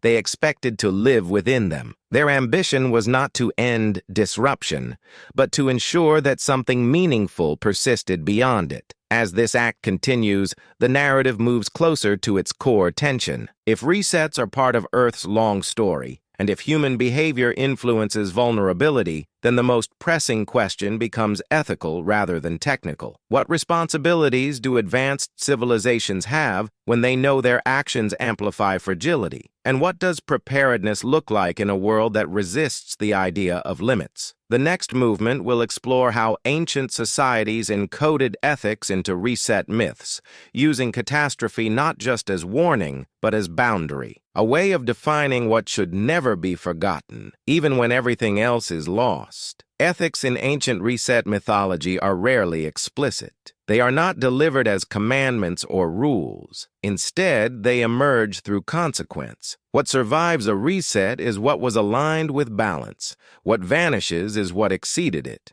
This framing avoids moral absolutism and replaces it with responsibility. Actions matter not because they are judged, but because they shape resilience. In many traditions, the figures who survive catastrophe are not the most powerful or wealthy. They are often marginal, observant, and restrained. They do not dominate their environment. They live within it. This narrative choice is deliberate. It reinforces the idea that survival depends less on control and more on harmony with forces larger than oneself. Ancient myths use catastrophe as a boundary marker, a reminder of what happens when boundaries are ignored. Over-extraction, unchecked growth, and disregard for limits are not condemned as sins. They are shown as unsustainable behaviors that collapse under their own weight. The reset is not revenge. It is the natural outcome of imbalance allowed to persist too long. This ethical structure differs sharply from modern frameworks that prioritize short-term gain and deferred consequence. In contemporary systems, feedback is delayed. Damage accumulates invisibly. Responsibility is distributed so widely that accountability dissolves. Ancient cultures lacked this luxury. The consequences of imbalance were immediate and personal. seasonal. The river flooded. The harvest failed. The city emptied. Reset myths preserve this immediacy by compressing time. They remind listeners that consequence can arrive suddenly, even if its causes unfolded slowly. This compression is not misleading. It is pedagogical. It trains attention toward long-term impact rather than short-term comfort. Within this context, preparedness becomes an ethical act. To prepare is to acknowledge limits. To store knowledge is to value future generations. To restrain excess is to respect continuity. These behaviors are not framed as sacrifices. They are framed as wisdom earned through memory of loss. Modern civilization struggles to adopt this ethic because it conflicts with dominant narratives of growth and expansion. Preparedness is often seen as pessimism. Restraint is misinterpreted as weakness. Long-term thinking is dismissed as impractical in systems driven by immediacy. Ancient myths challenge this inversion directly, though quietly. Three-Eye Atlas intersects with this ethical tension symbolically. Its presence does not demand action. It demands reflection. It asks whether modern humanity still recognizes boundaries or whether it assumes that all limits can be engineered away. Ancient cultures would have found this assumption dangerous, not because it is arrogant, but because it invites delayed consequence at catastrophic scale. Ethics in reset mythology also extend to memory itself. Forgetting is portrayed as failure, not forgetting facts, but forgetting lessons. Each cycle begins with awareness and ends with amnesia. Survivors pass down stories not to glorify the past, but to prevent repetition. Over time, those stories are softened, allegorized, or dismissed. The warning fades. The cycle resets again. This raises an uncomfortable possibility that humanity does not fail because it lacks knowledge, but because it cannot hold knowledge long enough to matter. That the challenge is not discovery, but remembrance. Ancient myths treat memory as sacred infrastructure. Modern culture treats it as data, easily archived and easily ignored. The ethical weight of this distinction becomes clear when considering the scale of modern impact. Never before has a single species altered planetary systems so rapidly. Never before has knowledge of consequence been so widespread and yet so often deferred. Ancient societies could plead ignorance. Modern humanity cannot. Reset myths do not offer solutions in the modern sense. They offer orientation. They define the edges of survivable behavior. They insist that systems exceeding those edges will be corrected, not by intent, but by physics, ecology, and time. This is not fatalism. It is boundary awareness. As the narrative moves forward, the focus will shift again toward consequence, not as abstraction, but as lived experience. How do resets unfold for those within them? What does collapse feel like from the inside? Ancient myths preserve fragments of this experience, not to frighten, but to instruct, because understanding the human dimension of reset is essential if modern civilization hopes to recognize early warning before silence falls again. From the inside, collapse rarely feels like collapse. It feels like confusion, disruption, and a series of temporary crises that never fully resolve. Ancient myths preserve this perspective with subtlety. They do not describe a single moment when everyone realizes the world is ending. They describe fragmentation. Communication breaks down. Familiar routines fail. Trust erodes. The ground beneath daily life shifts faster than meaning can keep up. In many flood stories, the danger is not immediately recognized as global. It is local. A river rises higher than expected. Rains last longer than usual. Crops fail in one region while another remains untouched. People adapt as they always have, assuming normality will return. This assumption is the most persistent feature of collapse. Normal has always returned before. Why would it not now? This is why resets are so effective at erasing civilizations. They exploit expectation. They arrive not as clear endings, but as extensions of existing stress. Ancient narratives emphasize this by focusing on disbelief. Warnings are dismissed not because they are unclear, but because they conflict with lived experience. The past insists on continuity. The future demands interruption. As conditions worsen, social structures strain. Authority loses coherence. Competing explanations multiply. In myths, this is often portrayed as argument among gods, but the subtext is human. When no shared framework exists to interpret disruption, fragmentation accelerates. People cling to familiar explanations, even when those explanations no longer fit reality. The experience of reset, then, is not primarily physical, it is psychological. Certainty dissolves before infrastructure does, meaning collapses before buildings fall. This is why ancient myths place such emphasis on confusion and silence. The flood is not just water, it is the washing away of predictability. Modern civilization is not immune to this dynamic.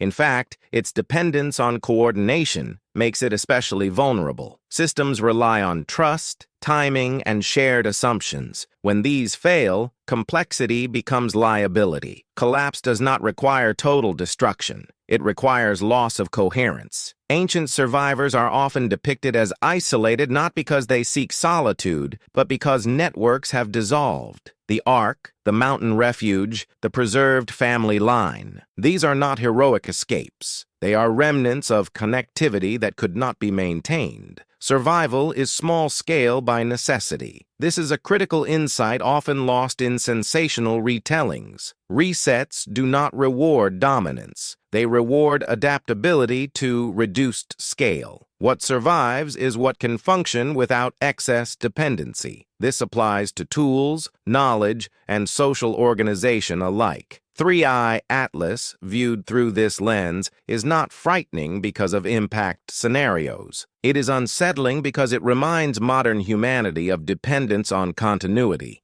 It highlights how much of daily life assumes stability that cannot be guaranteed.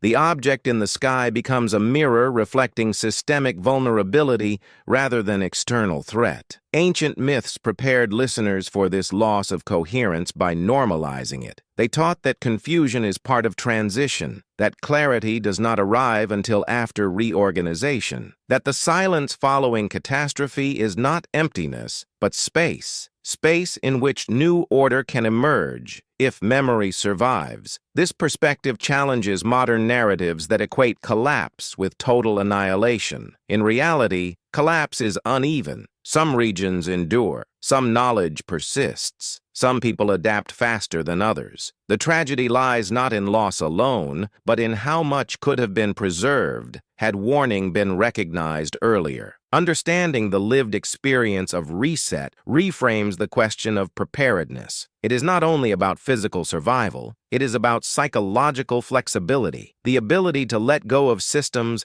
that no longer function without clinging to them until they fail catastrophically. Ancient myths do not celebrate this process. They respect it. They acknowledge grief, disorientation, and fear, but they also insist that meaning can be carried forward if individuals choose memory over denial. The survivors are not untouched by loss. They are shaped by it. As this act of the narrative continues, attention must turn toward what happens after silence, the rebuilding, the slow reemergence of order, because resets are only half the story. The other half is what humanity does with the space they leave behind. After silence, time behaves differently. Ancient myths slow their pace here, as if language itself becomes cautious. The world does not rush back into being. It hesitates. Survivors step forward carefully, unsure whether the ground will hold, unsure whether the sky has finished speaking. This hesitation is not weakness. It is recalibration. Rebuilding after a reset is never about restoring what was lost. That assumption belongs to those who have not lived through interruption. The old structures no longer fit the new conditions. Landscapes have changed. Resources have shifted. Populations are smaller. Memory is fragmented. Ancient narratives emphasize this repeatedly. The future is not a return. It is an adaptation. Those who survive do so with altered priorities. Myths describe early post-reset societies as quieter, more attentive, more restrained. Settlements are modest. Authority is provisional. Knowledge is treated with reverence rather than entitlement. The memory of loss acts as a governor on ambition. For a time, balance is respected. This phase is often romanticized, but ancient texts resist that temptation. Survival is difficult. Scarcity is constant. Mistakes are costly. What changes is not ease, but awareness. Every action carries the weight of consequence, because consequence is no longer abstract. It has been lived. Crucially, this is the moment when memory must be actively preserved. Not everything can be carried forward. Choices are made, consciously or not, about what matters most. Tools that are too complex to maintain are abandoned. Knowledge that requires extensive infrastructure fades. What remains is what can be taught directly, remembered orally, or embedded into simple practices. This filtering process is central to the reset cycle. It explains why ancient civilizations appear to rediscover agriculture, astronomy, and construction rather than inherit them seamlessly. The knowledge was never entirely lost. It was simplified, encoded, and slowly expanded again as stability returned. What looks like sudden innovation may be gradual remembrance. Ancient myths encode this stage through figures who teach, culture heroes, survivors who pass down skills, stories, and boundaries. They are not inventors in the modern sense. They are transmitters. Their authority comes from experience, not power. They know what happens when limits are ignored. Modern humanity rarely considers this phase because it conflicts with narratives of progress. Rebuilding is assumed to mean recovery to previous levels of complexity. Ancient stories suggest the opposite. True recovery begins with reduction. Complexity must be earned again, slowly,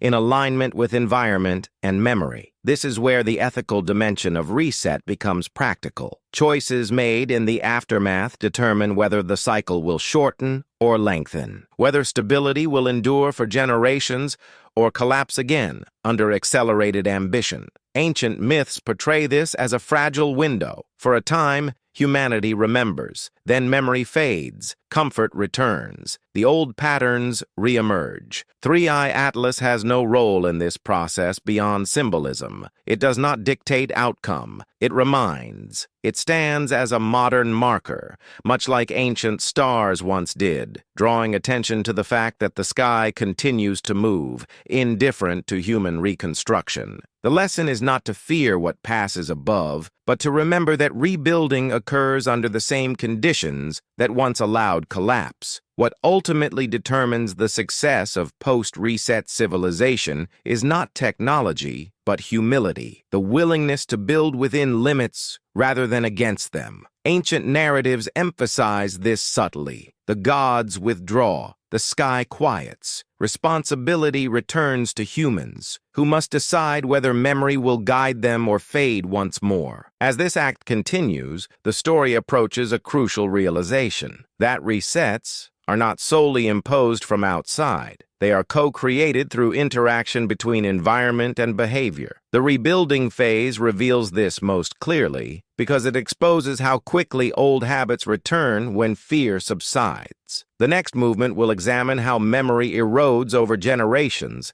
and how the lessons of reset gradually transform into myth, metaphor, and eventually dismissal. Because forgetting is not immediate. It is gradual, and it is the true engine that ensures the cycle will one day begin again. Forgetting does not arrive as a decision. It arrives as comfort. As stability extends across generations, the urgency that once shaped behavior softens. The stories of collapse are still told, but their edges blur. What was once instruction becomes tradition. What was once warning becomes allegory. The memory remains, but its authority fades. Ancient myths are keenly aware of this erosion. They often describe long ages of peace following a reset, marked by prosperity and growth. During these periods, reverence for limits gradually gives way to confidence. Confidence becomes ambition. Ambition accelerates complexity, and complexity once again stretches the system toward its thresholds. This pattern is not portrayed as corruption.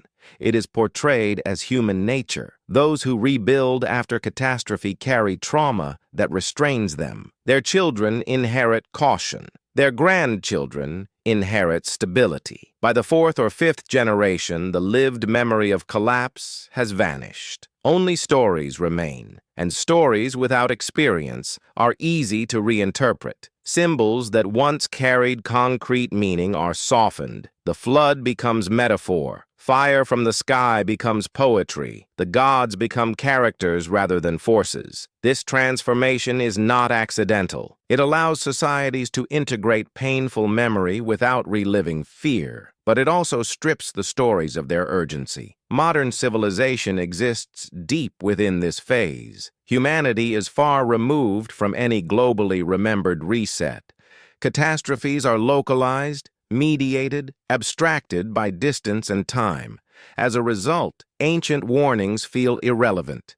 They are admired aesthetically, studied academically, but rarely treated as structural guidance. This is why rediscoveries like Three-Eye Atlas generate disproportionate attention. They briefly pierce the layer of comfort that forgetting has built. They reintroduce uncertainty not as crisis, but as reminder. The reaction is rarely rational fear. It is existential discomfort, a sense that the long calm may not be permanent. Ancient myths anticipated this moment. They often include cycles of rediscovery, where forgotten knowledge resurfaces just as imbalance returns. Prophecies are reinterpreted. Old texts regain relevance. Monuments are examined again. This is not fate. It is pattern recognition delayed by amnesia. Forgetting serves a purpose. Without it, civilizations would remain frozen by fear. Growth would stall. Innovation would halt. The cycle requires forgetting to continue. But forgetting carries cost. It ensures repetition. Ancient cultures accepted this trade-off. They did not seek to end cycles. They sought to survive them. The danger arises when forgetting is total, when memory is dismissed entirely rather than softened, when warnings are treated as superstition rather than compressed experience. Ancient myths portray this state as hubris, not because it offends gods, but because it removes the last restraint on imbalance. Modern humanity stands at an inflection point within this forgetting phase. Never before has access to ancient memory been so widespread. Texts, ruins, and knowledge are available globally. And yet never before has dismissal been so easy. Information overload flattens meaning. Everything becomes content. Even warning becomes entertainment. The ethical challenge of this era is not ignorance. It is discernment, the ability to distinguish between myth as fantasy and myth as memory, between story as fiction and story as instruction encoded for survival. This distinction determines whether ancient patterns are recognized early or dismissed until correction arrives uninvited. As the narrative advances, attention shifts toward the present moment more directly, toward the convergence of ancient pattern and modern condition. Because cycles do not announce themselves clearly, they become visible only when viewed from a distance. And distance, for the first time in human history, is something modern humanity is uniquely positioned to achieve. The next movement will examine how contemporary science, archaeology, and astronomy are beginning to intersect with ancient memory in unexpected ways, not to validate myth, but to reveal why certain stories refuse to disappear even when belief in them fades. Distance changes interpretation. When humanity began to look at itself through deep time rather than generations, ancient myths stopped appearing naive and began to look economical. They were not attempts to explain everything. They were attempts to preserve what mattered most across interruption. Modern science, without intending to, has started to illuminate why those stories were shaped the way they were. Archaeology reveals repeated patterns of rise and collapse that do not align neatly with narratives of linear progress. Advanced urban centers appear earlier than once assumed,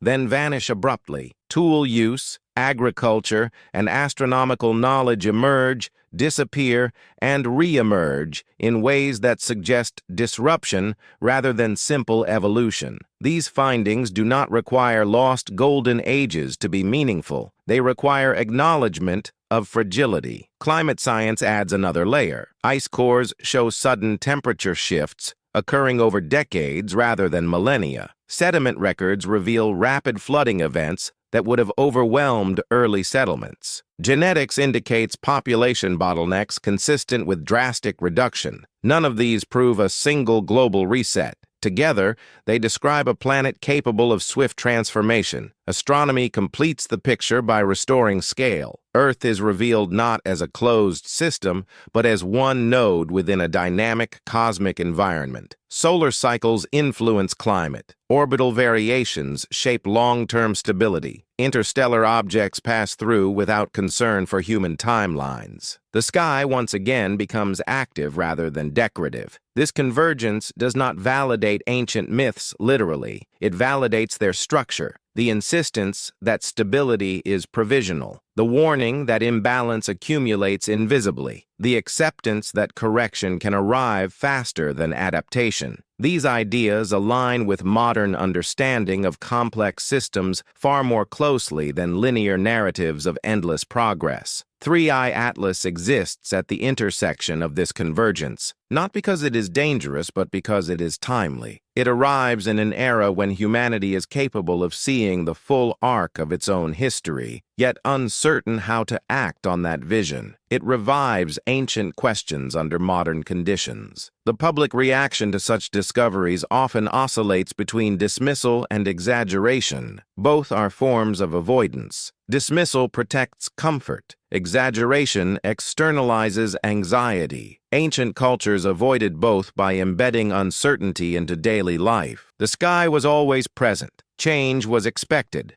Preparation was ongoing. Modern civilization struggles with this posture because it conflicts with economic and political incentives built on short-term stability. Long-term risk is acknowledged intellectually, but rarely integrated behaviorally. Ancient myths compress long-term risk into immediate consequence, making it impossible to ignore. This is why reset narratives feel unsettling rather than frightening. They challenge the assumption that knowledge alone prevents collapse. They suggest that awareness without restraint may even accelerate it. Intelligence, when untethered from humility, becomes another force pushing systems toward threshold. The most striking parallel between ancient and modern perspectives lies in their treatment of warning. In myths, warnings are always ambiguous. They can be misinterpreted or ignored. They never compel action. This ambiguity preserves free choice while ensuring consequence. Modern indicators function the same way. Climate models, ecological signals, astronomical discoveries, none demand response. They invite it. The difference is scale. Modern humanity has the capacity to respond collectively, yet struggles to do so. Ancient societies lacked global coordination, but possessed cultural coherence. Their myths aligned behavior across generations. Modern narratives fragment attention, diluting urgency. As this act draws toward its conclusion, the pattern becomes clear. Ancient reset myths are not relics of ignorance. They are adaptive responses to living within a volatile system. Modern science does not replace them. It contextualizes them. Together, they suggest that the most dangerous moment in any cycle is not catastrophe, but confidence. The final movement of this story will turn away from analysis and toward reflection, toward what it means to live with the knowledge of cycles without surrendering to fear or fatalism, because the question is no longer whether humanity is part of a repeating pattern. The question is whether this time, memory, will be strong enough to alter the shape of what comes next. Understanding cycles does not require surrendering to them. Ancient narratives never suggest helplessness. They suggest awareness. To know that resets occur is not to accept collapse as destiny, but to recognize that stability must be tended, not assumed. This distinction is subtle, but it changes everything. In the final phases of ancient cycles, the question is never whether change will arrive. It is whether those living within the cycle can adjust their behavior before thresholds are crossed. This adjustment is rarely dramatic. It is quiet, slower growth, reduced extraction, renewed attention to balance. These actions do not stop cycles, they soften their impact. Modern humanity stands in a unique position. For the first time, the full pattern is visible. Geological history, archaeological collapse, climatic fluctuation, and cosmic motion can be studied together. The cycle is no longer inferred only through myth. It is mapped through data, yet mapping alone does not ensure wisdom. The danger now is not ignorance, but detachment. When patterns are understood abstractly, they lose emotional force. Ancient myths preserved force by tying consequence to lived experience. Modern narratives often isolate consequence behind statistics and projections. This makes warning easier to ignore. 3i Atlas, once again, is not a harbinger. It is a punctuation mark, a brief interruption in routine that invites reflection. It does not say what will happen. It reminds that change is possible, that the sky is active, that Earth's long calm exists within a much larger motion. Cycles do not demand fear. They demand humility, the humility to accept limits, the humility to preserve memory, the humility to understand that progress without balance is acceleration toward correction.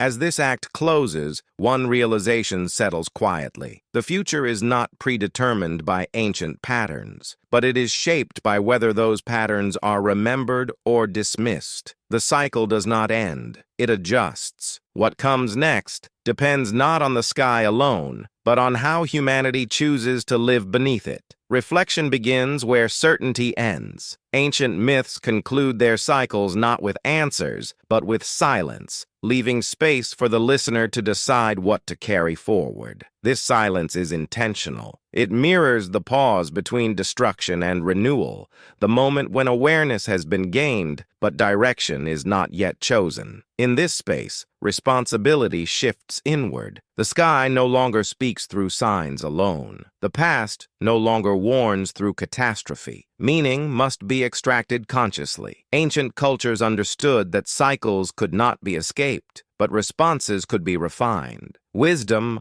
lay not in prediction, but in orientation. Modern humanity often seeks definitive conclusions. Will a reset happen, or will it not? Ancient thinking resists this framing. It asks a different question. How should one live knowing that permanence is temporary? This question does not produce anxiety by default. It produces care. Care changes behavior subtly. It values durability over speed. It prioritizes memory over novelty. It favors systems that can bend rather than break. These values rarely dominate periods of expansion, but they determine what survives when expansion ends. 3i Atlas, stripped of speculation, functions as an invitation to this pause. It reminds without instructing. It interrupts without threatening. In doing so, it echoes the role once played by unexpected stars in ancient skies. Not messengers of doom, but prompts for attention. The deeper pattern is now clear. Cycles persist because forgetting is comfortable and remembering is demanding. Each generation must decide whether to inherit awareness or dismiss it as relic. Ancient myths do not force remembrance. They offer it. As the narrative moves toward closure, the emphasis is no longer on reset itself, but on continuity of consciousness. What endures is not structure, but understanding, not dominance, but restraint, not certainty, but attentiveness. The cycle continues, but its shape is not fixed. It is influenced by how deeply memory is allowed to guide action, and that choice, quiet and uncelebrated, is always made long before any correction arrives. Continuity of consciousness is the quiet thread running beneath every ancient story of collapse and renewal. It is never named directly, yet it governs the outcome of every cycle. Civilizations that lose it vanish without trace. Those that preserve it leave signals that endure far beyond their material presence. Ancient builders understood this. Their greatest works were not expressions of dominance, but of memory. Alignments, proportions, and myths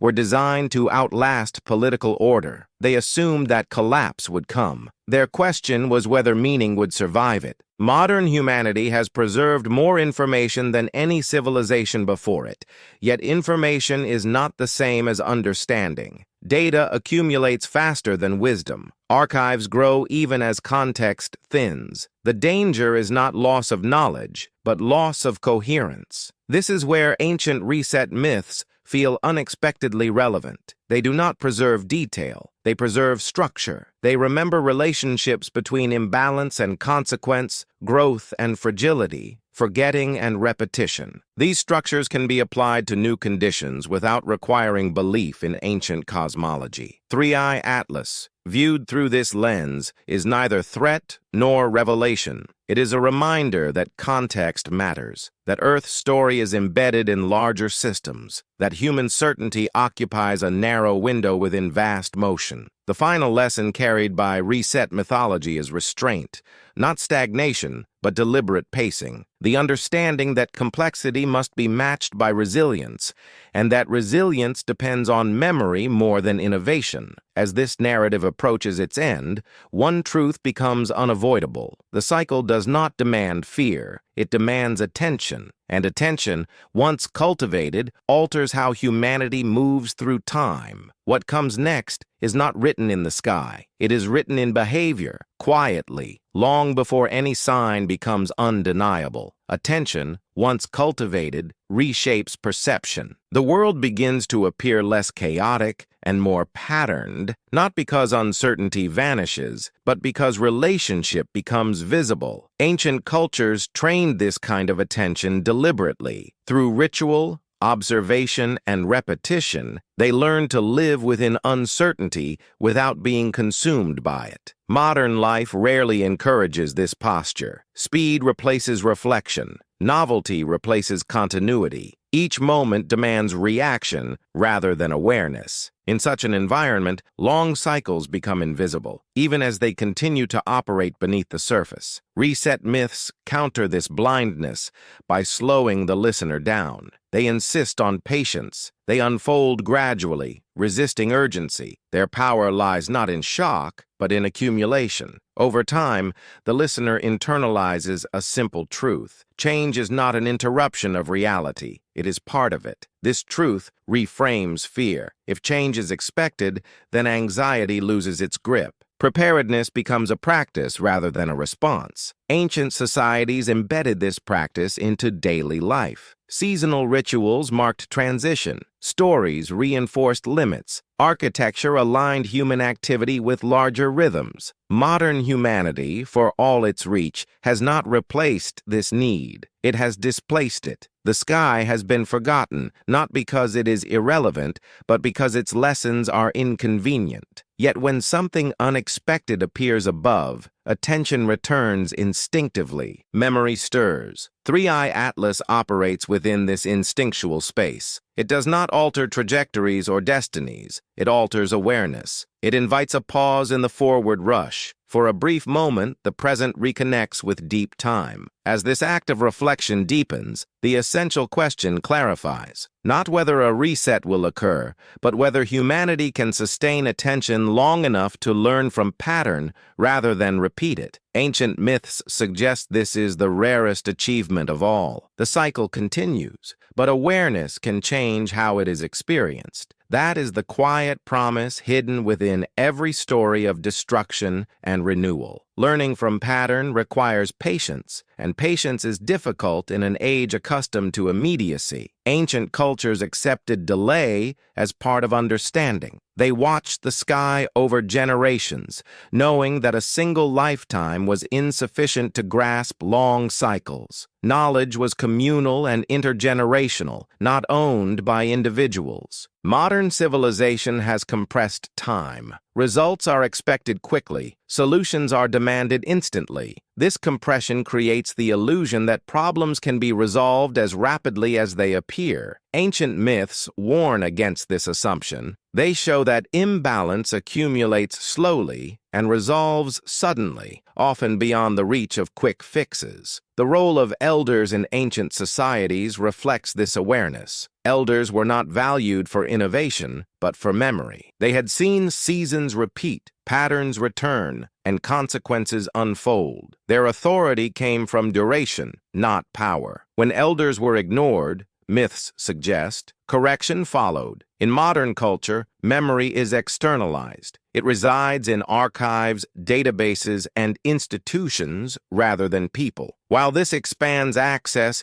it weakens continuity. Memory without embodiment loses urgency. Ancient stories remained urgent because they were carried by living voices. 3i Atlas, as a moment of shared attention, briefly restores this sense of collective watching. It reminds humanity that some knowledge cannot be rushed, that understanding requires time, and time requires patience. As the narrative continues toward its conclusion, the emphasis shifts toward inheritance, not what humanity knows, but what it passes on. Because cycles persist not only through events, but through transmission. What is remembered shapes what is repeated. The final movements will consider this inheritance quietly, without drama. Because the most important lessons are rarely learned in moments of crisis. They are learned in moments of calm, when there is still time to choose differently. Inheritance is subtle. It is not announced with ceremony. It passes quietly through language,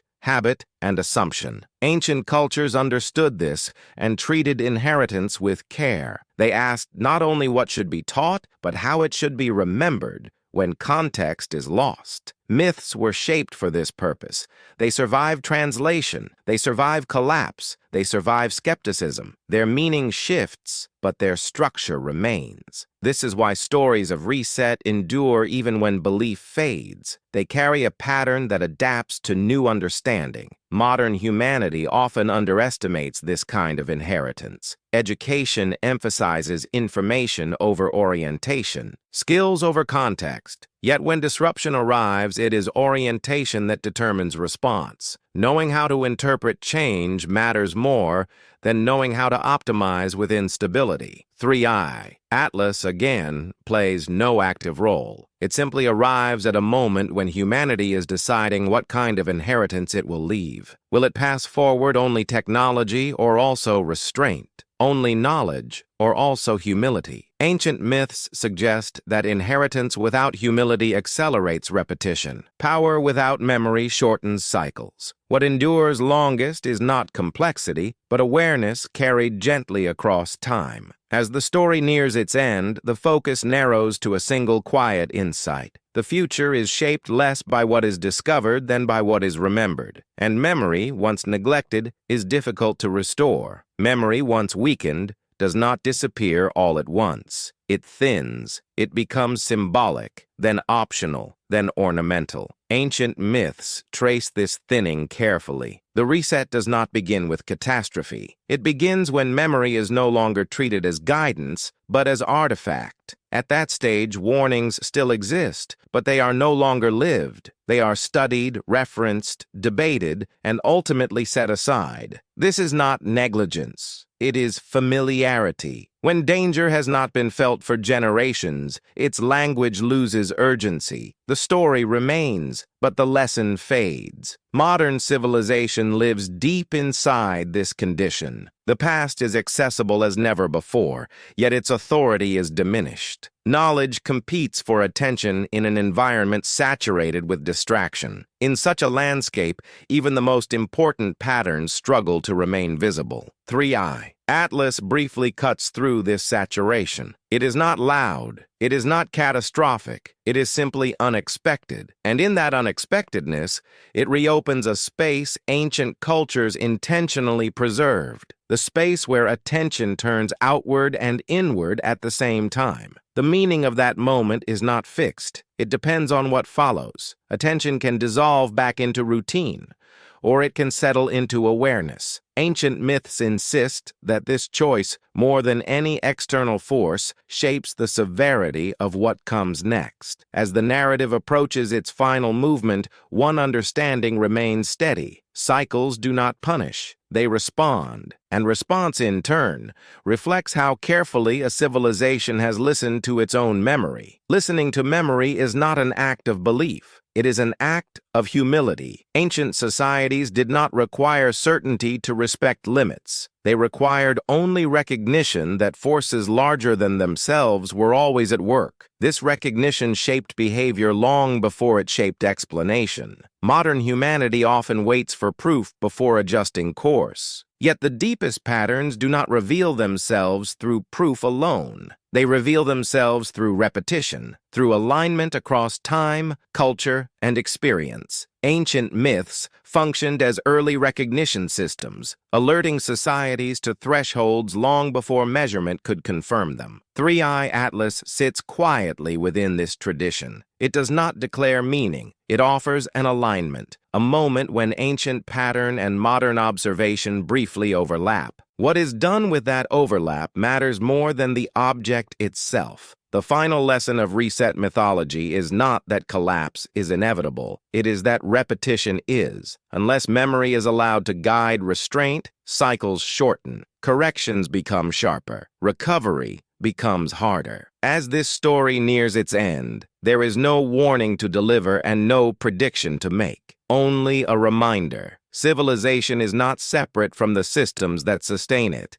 It is an expression of them. When balance is respected, continuity follows. When it is ignored, correction arrives quietly, without malice. The choice, as it has always been, is not forced. It emerges from attention, and attention, once lost, is far more difficult to recover than stability itself. Attention fades gradually, but it can also return in moments of stillness. Ancient myths end not with conclusions, but with open space, allowing the listener to sit with uncertainty rather than escape it. This was intentional. Certainty closes thought. Uncertainty keeps memory alive. Modern humanity often treats uncertainty as a flaw to be eliminated.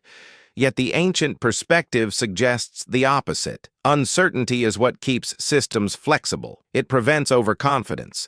It leaves room for adjustment before correction becomes necessary. 3. Atlas, in its quiet passage, offers such a moment. Not a message, but a pause. A reminder that the world continues to move beyond human schedules and expectations. That stability exists within motion, not outside it. As the narrative reaches its final phase, one truth remains gently present. The most important cycles are not written in the sky or the earth alone. They are written in behavior, repeated until remembered. What follows is not an ending, but a release, a return to silence, where the listener decides what to carry forward and what to leave behind. Release does not mean forgetting. It means loosening the need to control outcome. Ancient narratives end this way deliberately, allowing the listener to step back into the present with a wider horizon rather than a heavier burden. The cycle continues, but awareness changes how it is carried. What remains after reflection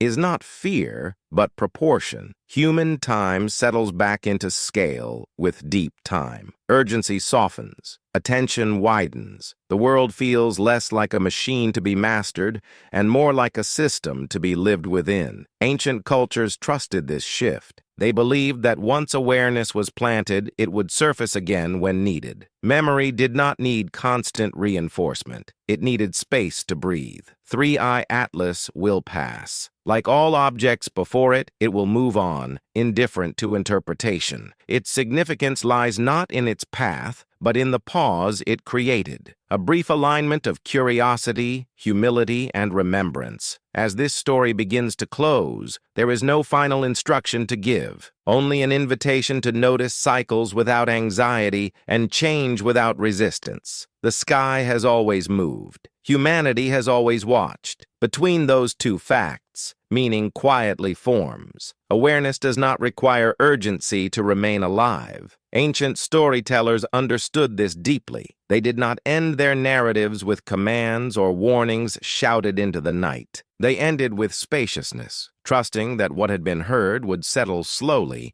resurfacing when conditions echoed the pattern once more. This trust was not naive, it was practical. Fear burns out quickly, reflection endures. A listener who feels calm will return to an idea again and again, testing it against lived experience. In this way, myth becomes a companion rather than a threat, a quiet reference point rather than a source of anxiety. Modern humanity rarely allows this kind of mental space. Information arrives compressed, framed for reaction rather than contemplation. Endings are designed to provoke action. Ancient endings were designed to provoke continuity of thought. The difference is subtle, but its effect is profound. Three-Eye Atlas fits naturally into this older rhythm. It does not demand interpretation. It simply exists as a marker in time, a reminder that observation itself is meaningful, that looking outward can recalibrate how we live inwardly,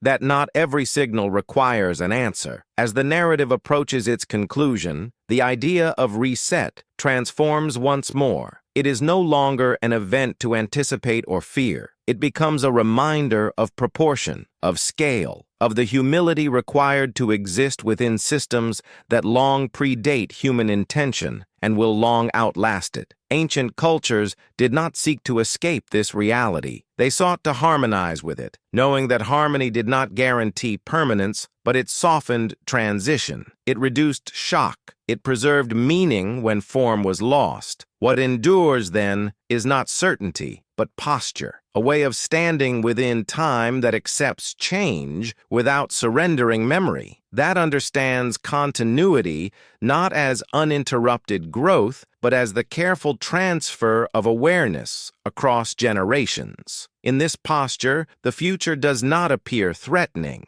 It appears open, shaped not only by forces beyond control, but by countless small decisions made long before any threshold is crossed. Decisions about restraint, attention, and what is considered worthy of preservation. The sky remains active. The earth remains responsive.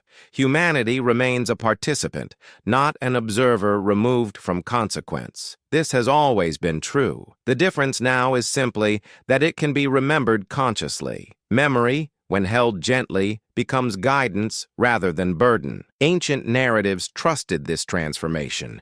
They knew that stories carried too tightly become dogma, while stories released thoughtfully become wisdom. This balance allowed cycles to continue without crushing those who lived within them. The modern impulse to resolve uncertainty often strips stories of this flexibility. Meaning is fixed. Interpretations harden. Yet the most resilient ideas are those that remain adaptable, capable of being reinterpreted as conditions change. Reset mythology survives precisely because it never insisted on a single meaning. Seen this way, the idea of a great reset is not a prediction of collapse, but a mirror reflecting humanity's recurring relationship with limits. Each era encounters those limits differently. Each responds according to its values, technologies, and memory. The outcome is shaped less by the limits themselves than by the posture adopted toward them. Three-Eye Atlas does not introduce a new chapter in this story. It briefly illuminates an old one. It reminds humanity that even in an age of precision and prediction,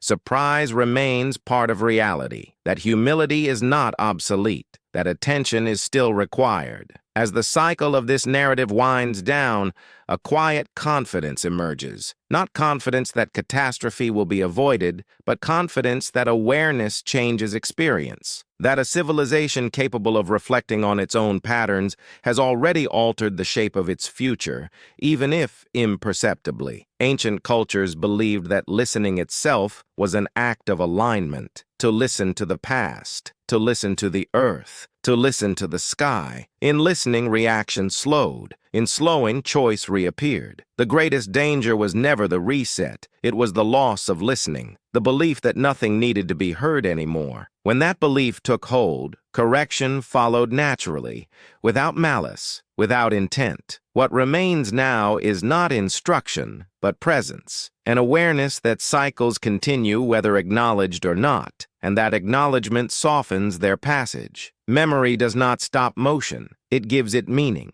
At the end of every ancient cycle, there is a return to quiet, not emptiness, but stillness, a moment where the world feels wider, less urgent, and more deeply connected to time beyond the present. This stillness is not an escape from reality. It is a return to it. The sky continues its motion. Objects pass, arrive, and depart. Civilizations rise, organize, strain, and transform. None of this is new. What changes from age to age is how consciously these movements are lived. Three-Eye Atlas will fade from attention, as all markers eventually do. But the pause it created remains available, a reminder that not every mystery must be solved to be meaningful. Some exist to recalibrate perspective, to restore proportion between human ambition and cosmic scale. Ancient storytellers understood that the deepest influence is subtle, not the shock of catastrophe, but the quiet adjustment that follows reflection. The listener wakes the next day slightly changed,